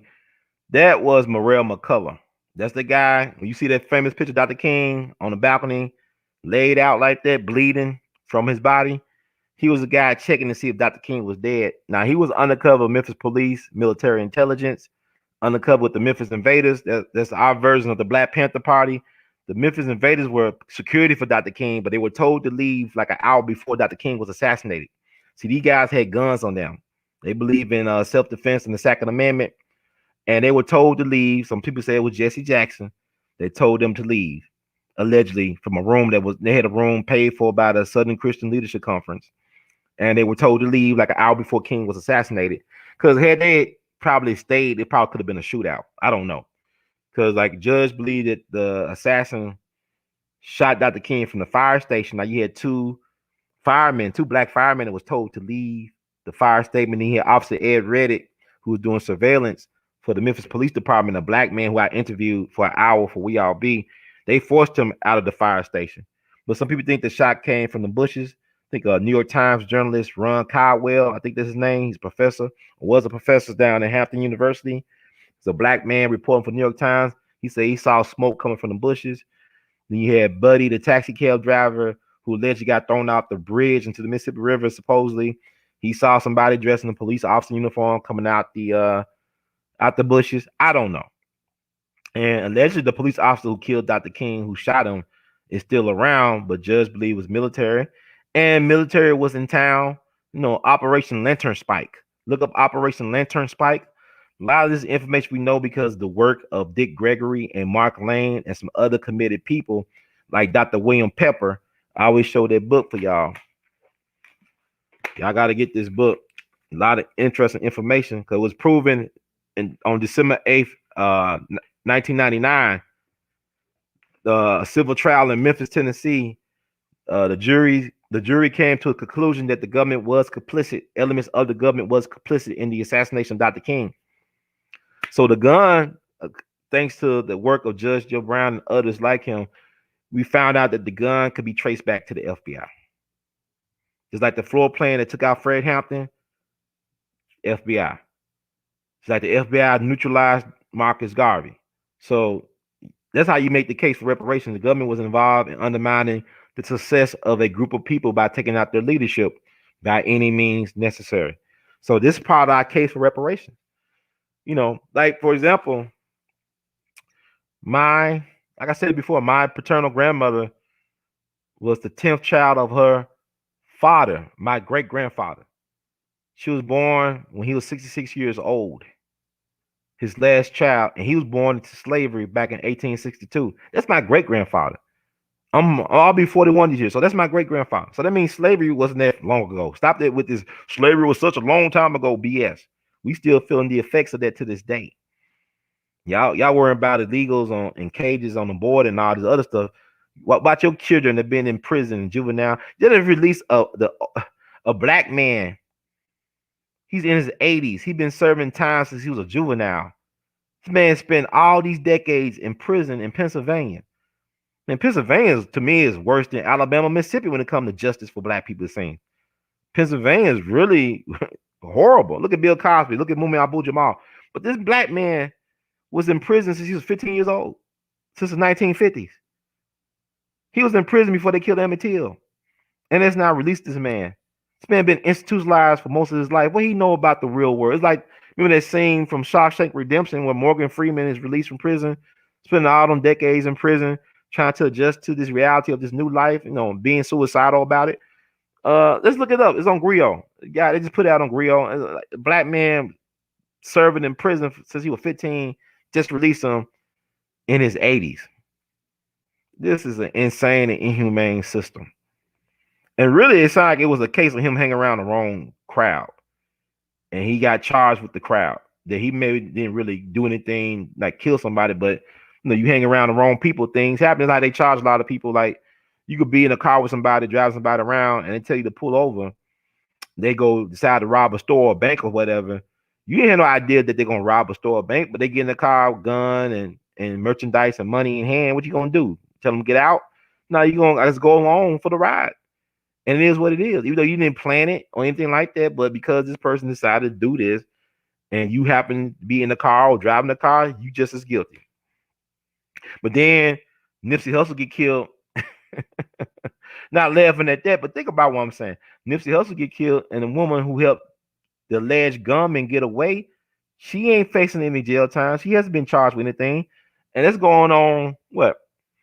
That happened in 2019. So that'll be 2 years ago, officially, at the end of March this year. Time is flying. So this is the games they play. They're like nobody was charged in killing Fred Hampton or Mark Clark. No police officer was held accountable. So if they're not going to hold accountable the police officers who killed Fred Hampton and Mark Clark, or even the government, the state government, or the state killed Fred Hampton and Mark Clark, and y'all still upset about George Floyd and Breonna Taylor. These people were civilians, but they killing revolutionaries in their sleep, and we still ain't outraged enough about it. So, I mean, it's interesting. You're just hiding the contradictions. Or you can storm the Capitol and get a misdemeanor. And black folks kind of weird. We said we so afraid, but they're killing you anyway. You afraid to stand up for yourself to, the Panthers, even the Panthers stood up to the system. And they went to the state capitol like the white folks did up in Michigan last year. And the thing about it is, why are you so afraid if they doing you wrong anyway? And there's no consequences to them doing you wrong. If you got number of black folks dying under questionable circumstances in the same jail or prison, whatever, as Sandra Bland. No, Sandra Bland died, it'd be 6 years ago this year. And that prison still exists. It's still operating. So why would I take up people seriously if you allow institutions that mistreat your people to still be in existence? Why should I fear black people? When we the laughing stock of humanity. Because we don't even protect our own selves. We think it's funny, oh man, I'll be your slave, I'll be your sex slave. But when y'all choose sex slavery over black liberation. What is your preference for sexual desires, and what they got to do with your liberation, your real liberation? Be willing to, why is it that you deal with white folks, everything tied to sex with them? Politics and sex go hand in hand with them. You got decent people. Hugh P. Newton, whatever you may say about him, but look at Fred Hampton. He came from a 2-parent household. Black man, black woman loved each other, raised their children in love. You can't produce a Fred Hampton unless he came out of a place of love for himself and for his people. He came from a loving place. I had a chance to talk to his brother on the phone. Brother had so much love and respect for his brother. He was his real brother. He made sure that people didn't forget about his brother. He didn't live long enough to see this movie, but he spent the rest of his life honoring his brother, creating a scholarship fund for future lawyers in the memory of his brother, always reminding people of the sacrifices of his brother. His mother, a soldier, his father, a soldier, and decent brothers, decent family.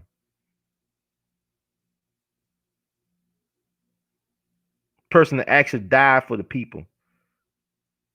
And we got the nerve to not acknowledge this brother, and we're gonna wait till Hollywood say we're gonna make a movie about with something related to him, and we get all excited because white folks say, okay, he's okay to talk about in this space now. If white folks did not approve this movie and say he was okay to talk about, y'all wouldn't be talking about Fred Hampton right now. But it's funny to me that y'all get all up in arms about when a white cop kill a black person. But we kill each other. I ain't talking about no black on black crime. I'm talking about self-hate. The hate that hate produced.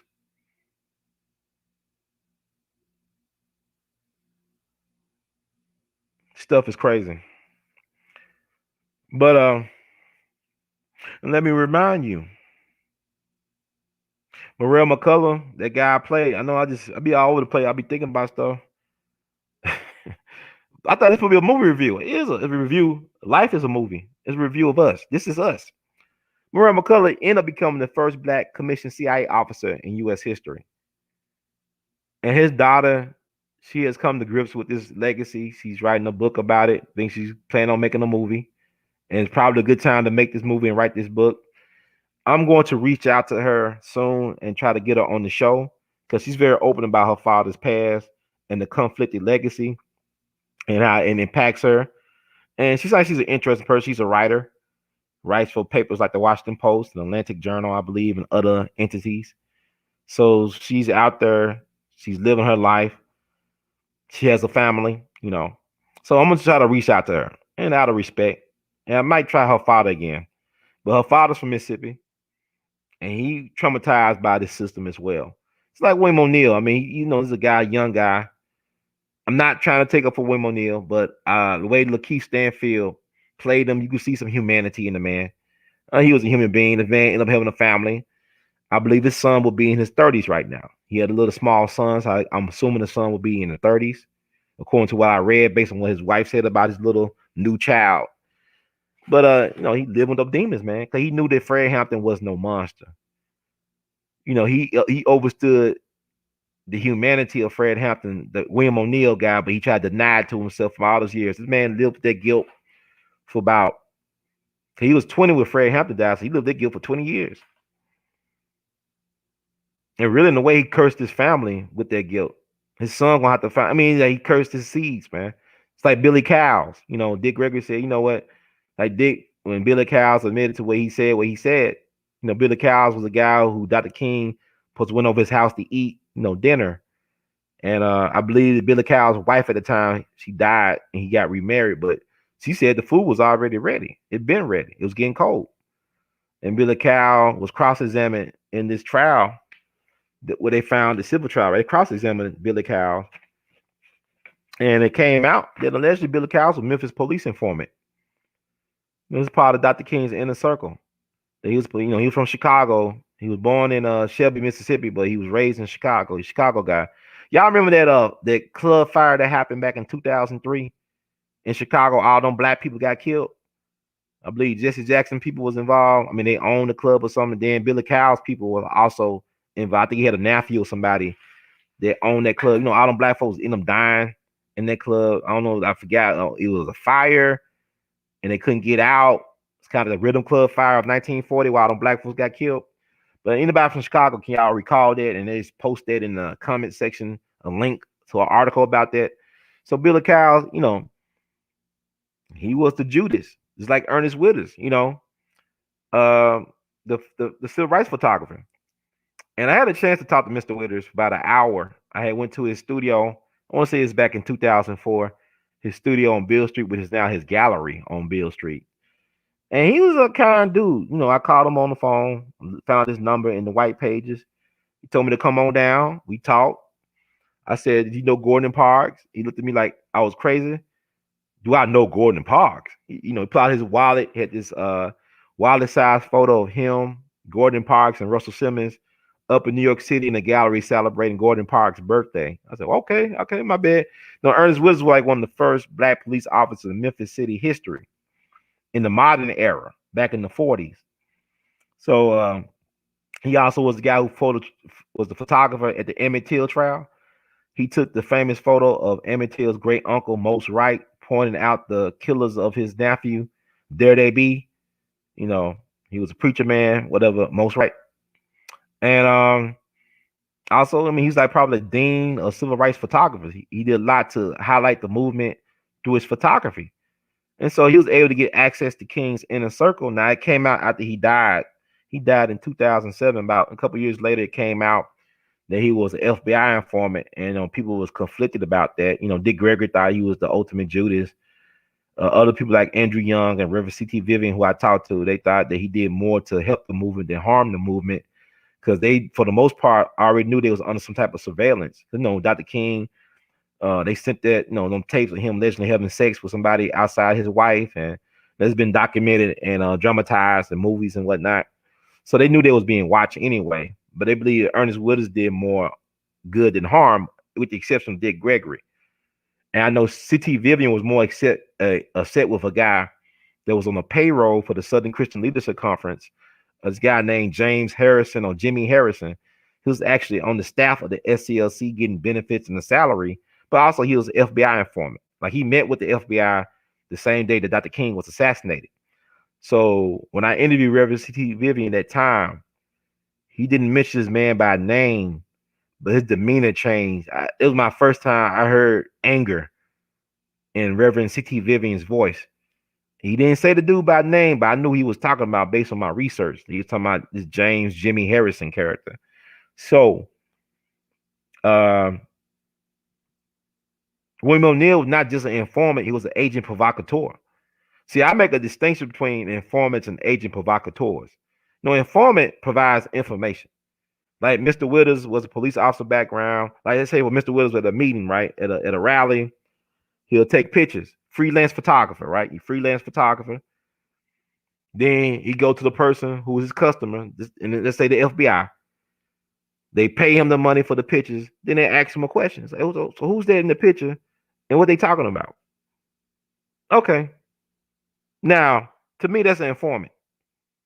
Paid to inform, provide information. Now, William O'Neill went from being just an informant to being an agent provocateur because he helped give out the floor plan, the layout to Fred Hampton's apartment to his handler, Roy Mitchell, who passed it along to the state attorney office, who passed it along to Chicago police, and they actually raided the home, shot up the home, seriously wounded a lot of people, and then killed their two main targets, Fred Hampton and Mark Clark.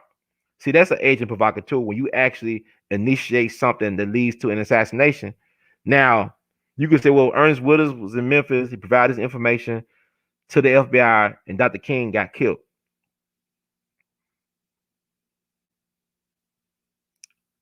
Dr. King knew that he was a dead man already. Dr. King already knew by January of 1966 that the United States government was going to assassinate him. He was told this by a black FBI agent from California, that the government was going to assassinate him. This is back in January 1966. He had a conference meeting with his top lieutenants at the Southern Christian Leadership Conference back in August of 66, according to Reverend Albert Sampson, that I recorded for posterity. He talked about this at the Civil Rights Museum back in November 2015. I got it on tape. I played it for y'all a couple of times, that Dr. King will be assassinated by the U.S. government. Dr. King even knew when he was watching the Kennedy procession back in 1963, the funeral procession of JFK, according to Walter Funtroy, who was the secretary of the SCLC at the time, they was watching the funeral procession of JFK. He said, if they could do that to a president, I won't make it to 40. They got Dr. King at 39. So Dr. King thought they were going to kill him at the People's Campaign, Poor People Campaign in D.C., but they could not allow him to get there because it would have undermined the government. So it was not business as usual. See, the March on Washington in 63 was a parade for to help raise the wage, the working wage, right? Jobs and freedom. And really, it was endorsed by the Kennedy administration. Malcolm X talked about that in his message to the grassroots, about how the Kennedy administration endorsed the March on Washington, or what he called the Farce on Washington. So really, it was no revolution. It was just a parade. And you call it a protest, but if you really protest, you don't need no permit. So it was a parade. So let's call it that. But 5 years later, Dr. King was coming back with a mandate from the people to redistribute the wealth, share the wealth, redistribute the wealth. And the powers that be was already overextended in Vietnam. And think about what's going on in DC right now with all these National Guards and stuff to march. What is all that about? So they couldn't allow King to get to DC with all those people from around the country coming. Because like I said, the Black Messiah is not just for Black people. The Black Messiah represents the unification of humanity, period. See, that's what people get. It's about the black. No, no, no, no, no, no, no. See, the powers that be know that black people are the original people. So we are the parents of civilization of humanity. So when a black man calls out to the people for unification, and he's coming from a sincere place, from that melanin, from that root, like Fred Hampton was doing, like Dr. King was doing, like Malcolm was trying to do, we can't allow that head to connect with the body. It's like with Marcus Garvey, you got to separate the head from the body. And then what they've been doing, that's why we don't got no black leadership now, because the people y'all call black leaderships are not leaders, they're gatekeepers. They don't represent the interests of the larger body of black people, so-called black people. They're working in interest of themselves. That's why it's weird that we celebrate the first and only. That's weird. Why? It does not benefit the masses. It should not be they the first one, then they the only one. It should be, hey, I came here with my people and told. It's like Jay-Z. Jay-Z had a team that believed in him from the get-go, but yet he got there by himself, right? Dame Dash, they could have all got more money together probably if they worked together. But Jay, they picked them out, said, we're going to take care of you, forget about them. It's like the NWA thing. We take care of Easy, forget about everybody else. Forget about Dre, forget about Q, everybody else, whatever. Easy, we got you. This is what they do to us. That's how they do divide and conquer. Well, Dr. King was bringing in white folks from Appalachia, the Native Americans out the reservation, bringing in black people from the ghettos, from the plantation. He was bringing in everybody. So they say, no, not only were they gonna bring him in, he could not control these people. He could not control these people. Once they got there, they was there to upset business as usual. Like what Farrakhan did is million more march. Well, I went to the Justice A.L.L rally march. He did it on a Saturday.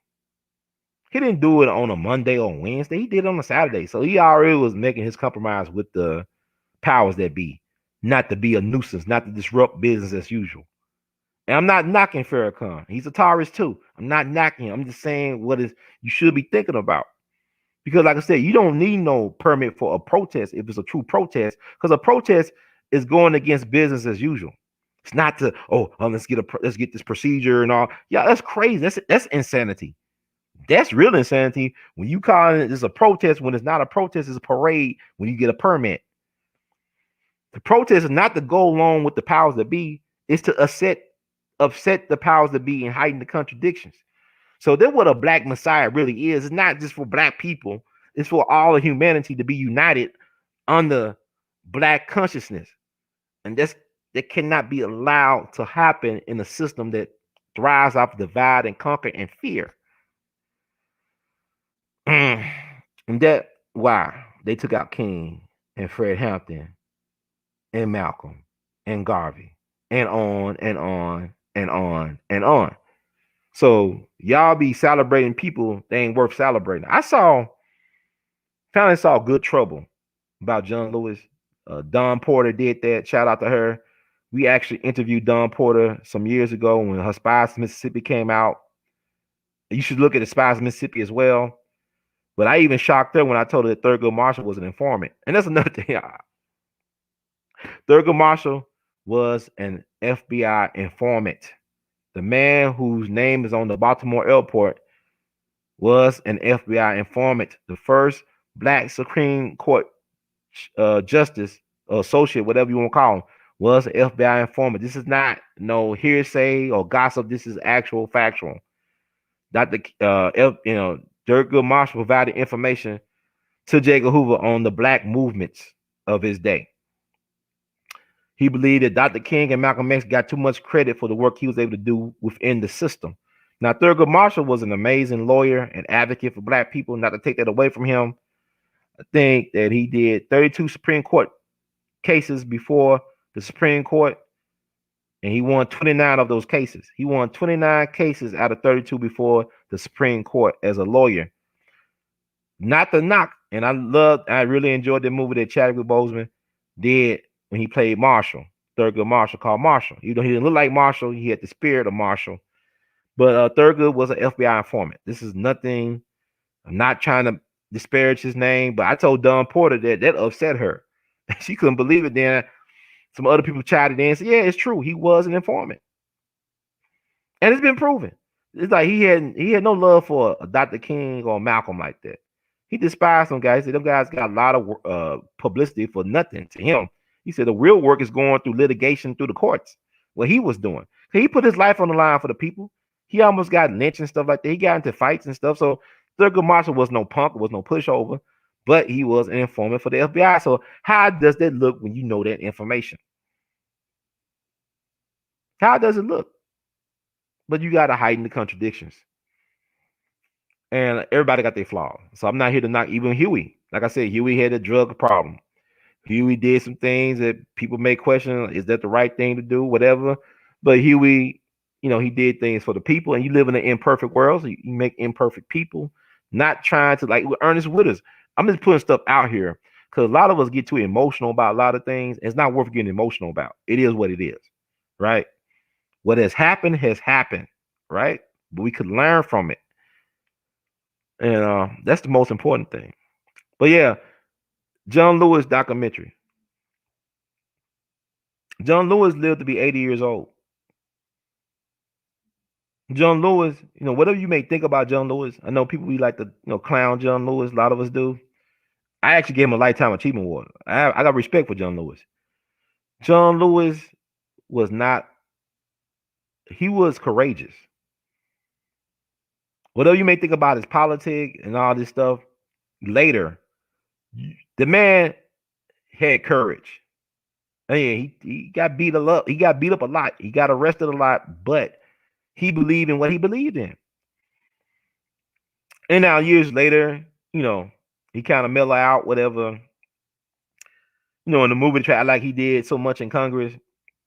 But when black folks were suffering, he was silent.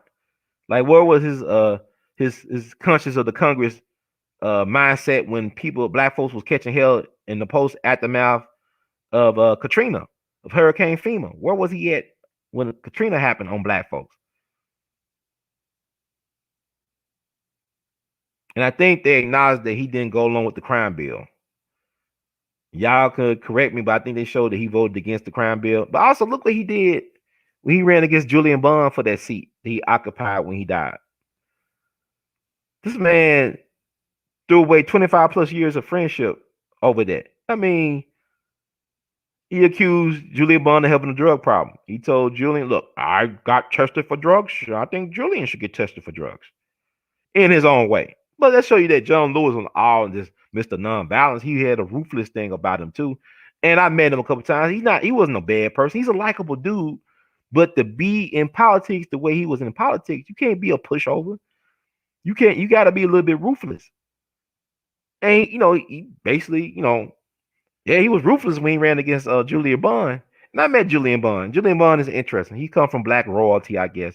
His father was the president of Lincoln University for a long period of time. Julian Bond, like Dick Gregory said, Dick knew of Julian, but he didn't know Julian like that because he said he came from a different pedigree than a lot of them did. Julian Bond didn't come from the hood. He didn't come from like what a lot of black folks came from, that they were organizing. Julian Bond came from upper middle class background who was exposed to a lot of unique experiences and people growing up because of who his father was, a very well respected, prominent educator who ran Lincoln University. And Lincoln University had one of the most premier art collections in the world.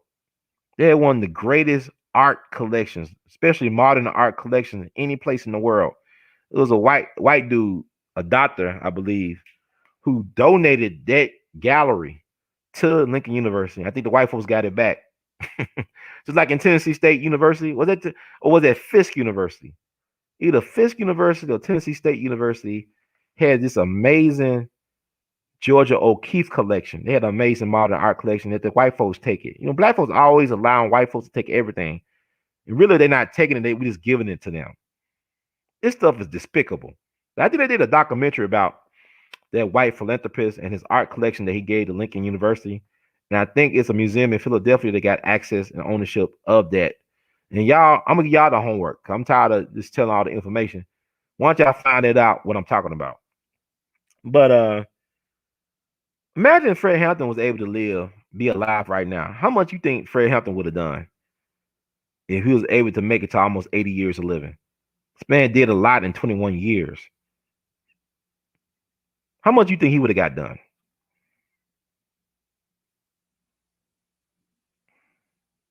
Yeah, Fisk. Okay. Yeah, thank you, Brian. So it was Fisk. Y'all remember that? Yeah, it was Fisk. Yeah, but they had like amazing, but they was in some type of financial trouble. That's how they do you. They get you in financial trouble to take you. Then you make an offer you can't refuse. But yeah, Fisk and also Lincoln University had that great modern art collection. And it's crazy. Okay, somebody great, thank you. He said, okay, John Lewis persuaded the Congressional Black Caucus to support the crime bill, but he didn't sign it. He was the whip. Okay. Ain't that some sneaky stuff though? But Clyburn, he supported the crime bill. Clanburn, as Dr. Randy Short would call Clanburn. You know, he was on the documentary with about um, John Lewis, and that guy, you can't trust nobody like him. And South Carolina's an interesting place. You know, they betrayed Denmark Vesey. My people from South Carolina, but I'm saying Denmark Vesey or Vesey. It's like it's interesting how you pronounce his name, but y'all know who I'm talking about. He was betrayed by black leadership in the church. They betrayed Denmark Vesey. The black folks interesting, but yeah, Clyburn, so man, Uncle Remus looking dude. He's like, well, I don't Joe don't have to give me nothing. I'm just happy. I'm just content that he got into the White House. You know, the reason why he got in the White House is because Clyburn helped the black folks in South Carolina to vote for this clown. That would made him legitimate. Had he not won the South Carolina primary, you know, whatever you may think about the election, how it was ran, he wouldn't have had a snowball chance in hell of being president right now. So black people always utilizing our power for everybody but ourselves. And therein lies the problem that we don't utilize our power to unite among. But then when we do that, the government said we're gonna take away your power. We're gonna cut your head off the body. We'll cut the head off the body. Like when we got behind Marcus Garvey, when people always talking about when Marcus from the islands, he was a nobody. Jamaica didn't care for Marcus Garvey. He had to come here to make it. It was black folks that came out of this narrative here. A. Randolph gave him his first speaking job in America. He's from Florida. He ain't from the island. He's from here, from an all black town. A. Randolph. Black folks, you know, his strongest support was black people in Louisiana. Marcus Garvey. Then I heard Dick Gregory talked about this. He said,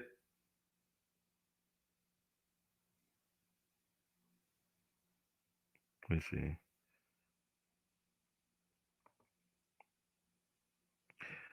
Is that still true in 2021? It got some fine black women in Tennessee, especially where I'm from, Memphis. Got fine black women, but it's crazy, man. But like, think about if Fred Hampton was able to live to almost 80, what he had done. They all in the awesome documentary. They had Elijah Cummings, who does look like, who did look like John Lewis. And it's still amazing to me that John Lewis was actually older than Elijah Cummings. Elijah Cummings just look old. He looked old, boy. And he was younger than John Lewis, but he said they were mistaken for John Lewis. He just go along with it. And then he said something in the film I thought was interesting, and people might not took it as such. He said, it's an honor to be mistaken for a great man. That's what Elijah Cummings said when people thought he was John Lewis. He just go along with it and took pictures with the people. He said it was an honor to be mistaken for a great man. It's like it was like a Freudian slip or something. But it's like how Herschel Walker was talking about slavery and black people want a hand up and not a hand out. He mean he said everything wrong. Kind of like Elijah Cummings saying, hey, I'm not really a great man. May he rest in peace, of course. But I'm just saying, but it's honor to be mistaken for a great man. But John Lewis had his grander moments when he was younger. You know, Edmund Pettus Bridge, March on Washington, when he was in his 20s, kind of mellowed out. But, you know, it shows that he was savvy. You know, people thought he was maybe slow. He wasn't slow. He was very smart. Even after all them concussions he got, he had more concussions than Steve Young and Troy Aikman put together, it seems. But but that, you know, that movie, like we like that type of stuff. Like, what did he really do for his constituents in Atlanta? How did he move things? I think Julie Bond would have been a better choice, actually. And like Julian said, well, the white folks wanted John Lewis. And I like how he said that because they were sitting next to each other doing an interview after the election. He said, well, no, the black folks went for me, but the white folks wanted John Lewis. See, white folks want what is safe. It's like I remember when Obama got elected in 2008. You actually had white folks, older white folks saying, well, racism is over because we got Obama in there. And then I remember earlier how people said, was he black enough to be president? I said, what president ever been black enough to be president? To be black? I mean, I understand this. Like, it's weird how they use these games, the media do. Like the reason why white folks love Obama because he don't have the guilt of what they did to black Americans, like native black Americans, the FBAs and the ADOS. He don't have that type of narrative guilt for white people because his daddy's a Kenyan. And I don't believe his daddy a Kenyan. I believe his daddy's from Kansas. Not from Kenya, but Kansas. Y'all already know how I feel about that. But I'm gonna wrap it up. I could talk more and more, but I'm gonna put this to rest. I think it's okay. I think we can end on this note right here. Then I know people say, well, he didn't talk about the movie. I did talk about the movie. I talked about the movie the other day. And I talked about the movie, but I put it in historical context. But do yourselves a favor, check out that Panther movie from '95, directed by Mario Van Peebles, screenplay written by Melvin Van Peebles. It also had a good soundtrack. I know this Panther movie, the Fred Hampton, the Judas and the Black Messiah, pretty good soundtrack. This also had a pretty good soundtrack. Music is a part of our struggle. It's a part of our story. But before I go, let me plug in some things. Thank y'all for being patient.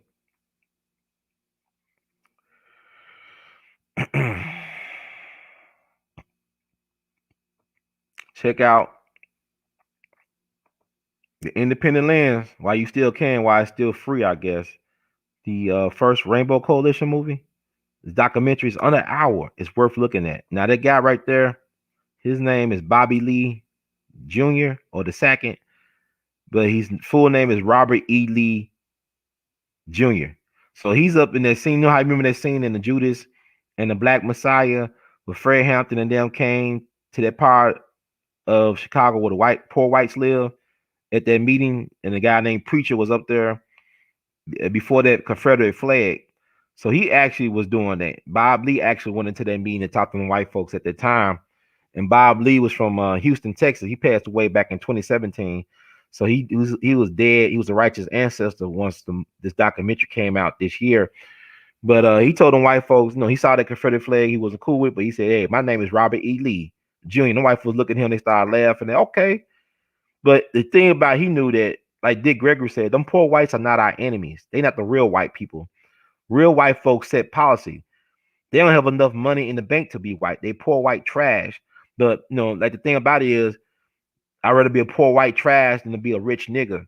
You understand what I'm saying? Because at least they still got some so-called white privilege. But the thing about Hampton was it's not about just your skin color. It's about class warfare. Like Fred Hampton said it best. See, a lot of us think this white power is bad. No, white power is not bad if it's not based on divide and conquer. Because Fred Hampton Sr. said we want white power for white people, black power for black people, yellow power for yellow people, red power for red people, all power to the people. Not the so-called rights that set the policy and run everything. See, the threat of a Fred Hampton, of a Panther Party, of a Dr. King, of a Malcolm X is that, go back to what Dick Gregory said, if we allow a black person to get in a position to affect public policy, we're in trouble. The people who run this damn system. We ever allow this type of consciousness to be in the middle of setting public policy, because what Fred Hampton was doing, he was 21, right? Let's feed the kids. We're feeding thousands of kids before they go to school. Breakfast program. And guess what the government do? We're going to do free breakfast program. Then he do free health clinics and screening for sickle cell and stuff like that. And guess what the government do? They start doing free health clinic and testing for sickle cell. So you heighten the contradictions, you start doing stuff, and they gotta respond to it. So that's how you get in front of the narrative. You create the narrative. You don't have to always counter. Don't always be reactionary. Be revolutionary. Get in front of it and make them counter. Make them be on their heels. Now, ain't that you putting this government to shame? They got all these resources to go to Vietnam and all this stuff to blow up people, but they can't put no money behind to feed the people. So this is what we got to understand. So y'all need to check out this independent doc lens. While you can, the first Rainbow Coalition on, I guess, your nearest PBS channel station, and it's worth watching. I know Stanley Nelson did a Black Panther documentary. They talk about Fred Hampton. My thing about Stanley Nelson's documentary is like it's like they're all over the place. Like it's not focused. He missed out on some things that he could explore, but he don't explore. And he just be all over the place. But it's a good start. Shout out to Stanley Nelson. I do like his recent Netflix documentary he did about crack cocaine. I think it's like one of his better documentaries, and it's worth watching if you got a Netflix account about the crack cocaine epidemic. He did a great job of focusing in on the themes in that one, but a lot of times his stuff be all over the place. And also, I want to plug. Let me see. I want to plug Eyes on the Prize. That's my fellow alum from WashU Henry Hampton's magnum opus. No Tony here, the Black Side Productions. That was the largest black media company in the world. Brother from St. Louis. And somebody asked me, was he related to Fred Hampton? I don't know, but we all related though. But it'd be interesting and it makes sense if he was, because it makes sense why he did the work he did with Black Side Productions. But let me see.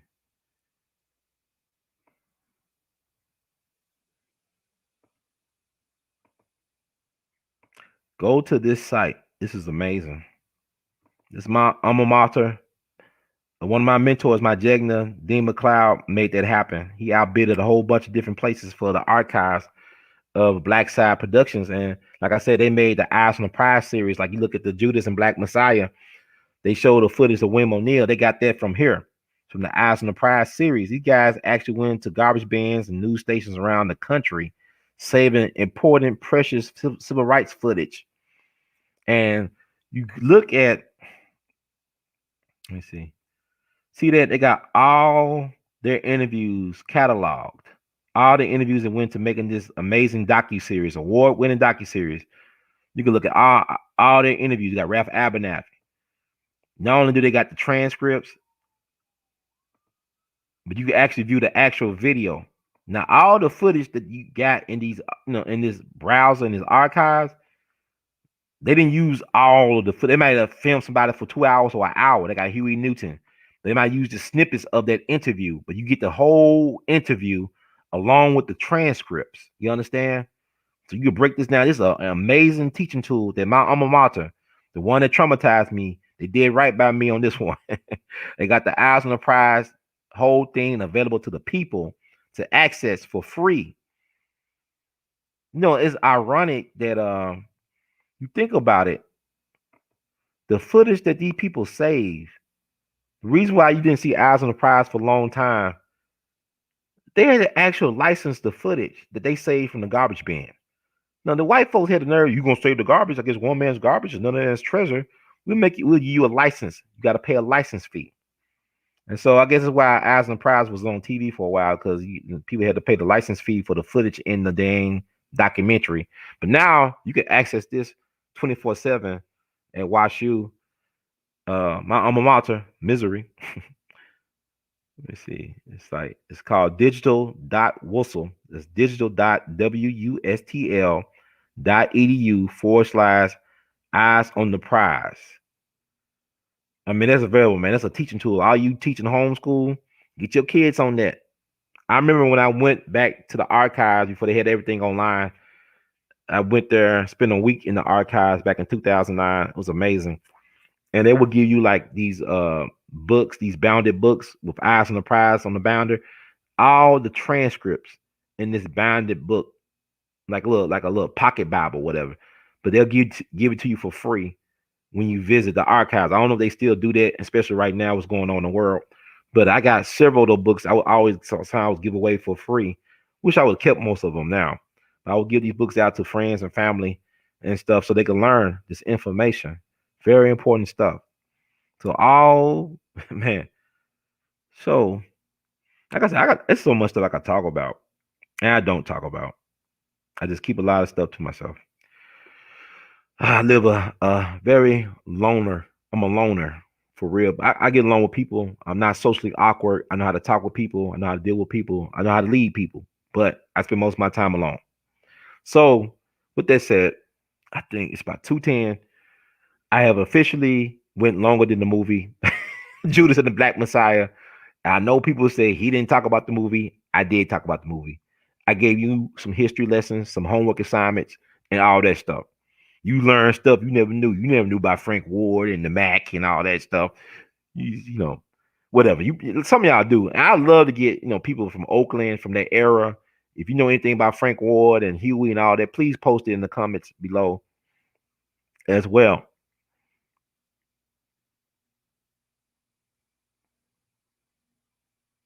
Let me see. Just reading y'all comments real quick before I get out of here. Oh, it's Mercury retrograde. I can't get access. Okay.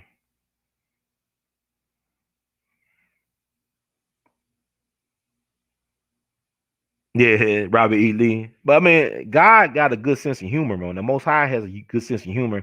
Like Baba Dick would say a lot of times, when the universal God chooses you, sometimes the universal God doesn't leave a fingerprint or a footprint.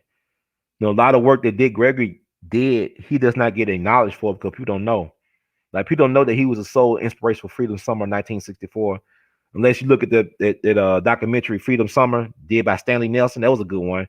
I give Stanley his props. But he actually interviewed Bob Moses and other people. And Bob Moses, who's a great civil rights activist, and he's still around, an elder that's still around. He said, we was inspired by seeing Dick Gregory bringing in supplies to the people of Greenwood, the black folks in Greenwood, there to register to vote. And then the Kennedy administration, the government, took away they food stamps and welfare support. So Dick Gregory got with Hugh Hefner and started flying in food on a plane, like tons of food and other things to give to the people of Greenwood, Mississippi, to keep them sustained through the fall and winter of 63 and 64. And so Bob Moses said he saw this on TV and heard about this because Bob Moses was doing activism work in Mississippi too, in the Delta. And he was from Harlem, New York. He was a teacher from Harlem, New York. So they said that inspired them to do Freedom Summer of 64. Dick has inspired so many people and did so many things he don't get credit for, man. They didn't do a movie about Dick Gregory. And they are working on a documentary. I met the brother who's working on a documentary, raise all that money for Dick Gregory to do a documentary. He actually interviewed me at his wake at Howard University. So I'm sure that Dr. Kristen Gregory and them are working on these things, and hopefully they'll come out in the very near future. But he interviewed me during the wake out in the Howard University. And so I don't know if I'll make the end of the documentary, but yeah, I'll document my own story. I'll write my own books and stuff about my experience with Dick Gregory and what I'm still learning about that experience. And I just want to thank y'all for being very patient as I work my way through my mind maze to give y'all some information. I think I gave y'all everything. Like I said, I could talk forever, man. But thank y'all. I appreciate it for the support. For everybody who's been giving support through the mail, donations. If I didn't shout you out, my bad. Charge it. It's not on intention, but it's a lot of stuff going on with me. Nobody knows. But I'm glad to be of service to the people. And I look forward to giving y'all some more insight and information. I got some things hopefully I can bring out this week that I'm working on to present to you all. But I love being a steward of good information for our people. Knowledge is the currency of the universe. And sure. And y'all didn't go check out that Black Panther coloring book. I'm sure some more images from the Black Panther coloring book as I'm thinking about it. Because I got it pulled out. Let me get out this too. So I can cook me a bologna sandwich. I wanted a cheeseburger today, man. Everything was shut down. Yeah, this is what they think of us, y'all. Remember, they're sending these coloring books to white households, right? Sending white folks' households.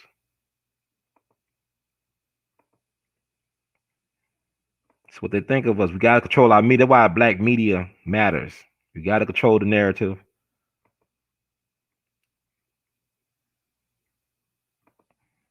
And let's see something. Wow. I think brother Ron, what's going on? I don't know, man. See that stuff, that propaganda? Check it out. Yes, pig, be afraid of the black man. He, let's see what I'm trying to read this print.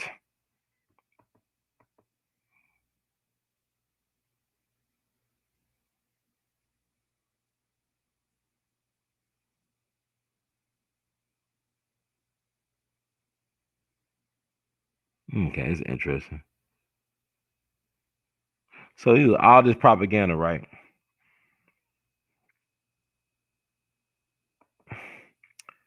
Okay, let me read a disclaimer now. As I log off here, thank y'all once again for tuning in, Brother Ron. We all be news free Dixie for the 21st century. But let me close this out and get out of here. Disclaimer. The views expressed by hosts and guests on the We All Be TV platform are not the official views, opinions, beliefs, or perspectives of We All Be News or the We All Be Group Incorporated. We All Be News is an organization that thoroughly believes in supplementing the information narrative that is usually supplied by the corporate news entities with those viewpoints, expressions, which may be marginalized or ignored for a plethora of reasons. We are about informing the general public on alternative perspectives as it relates to news and information and letting the general public be the ultimate judge in deciding on how to use said information.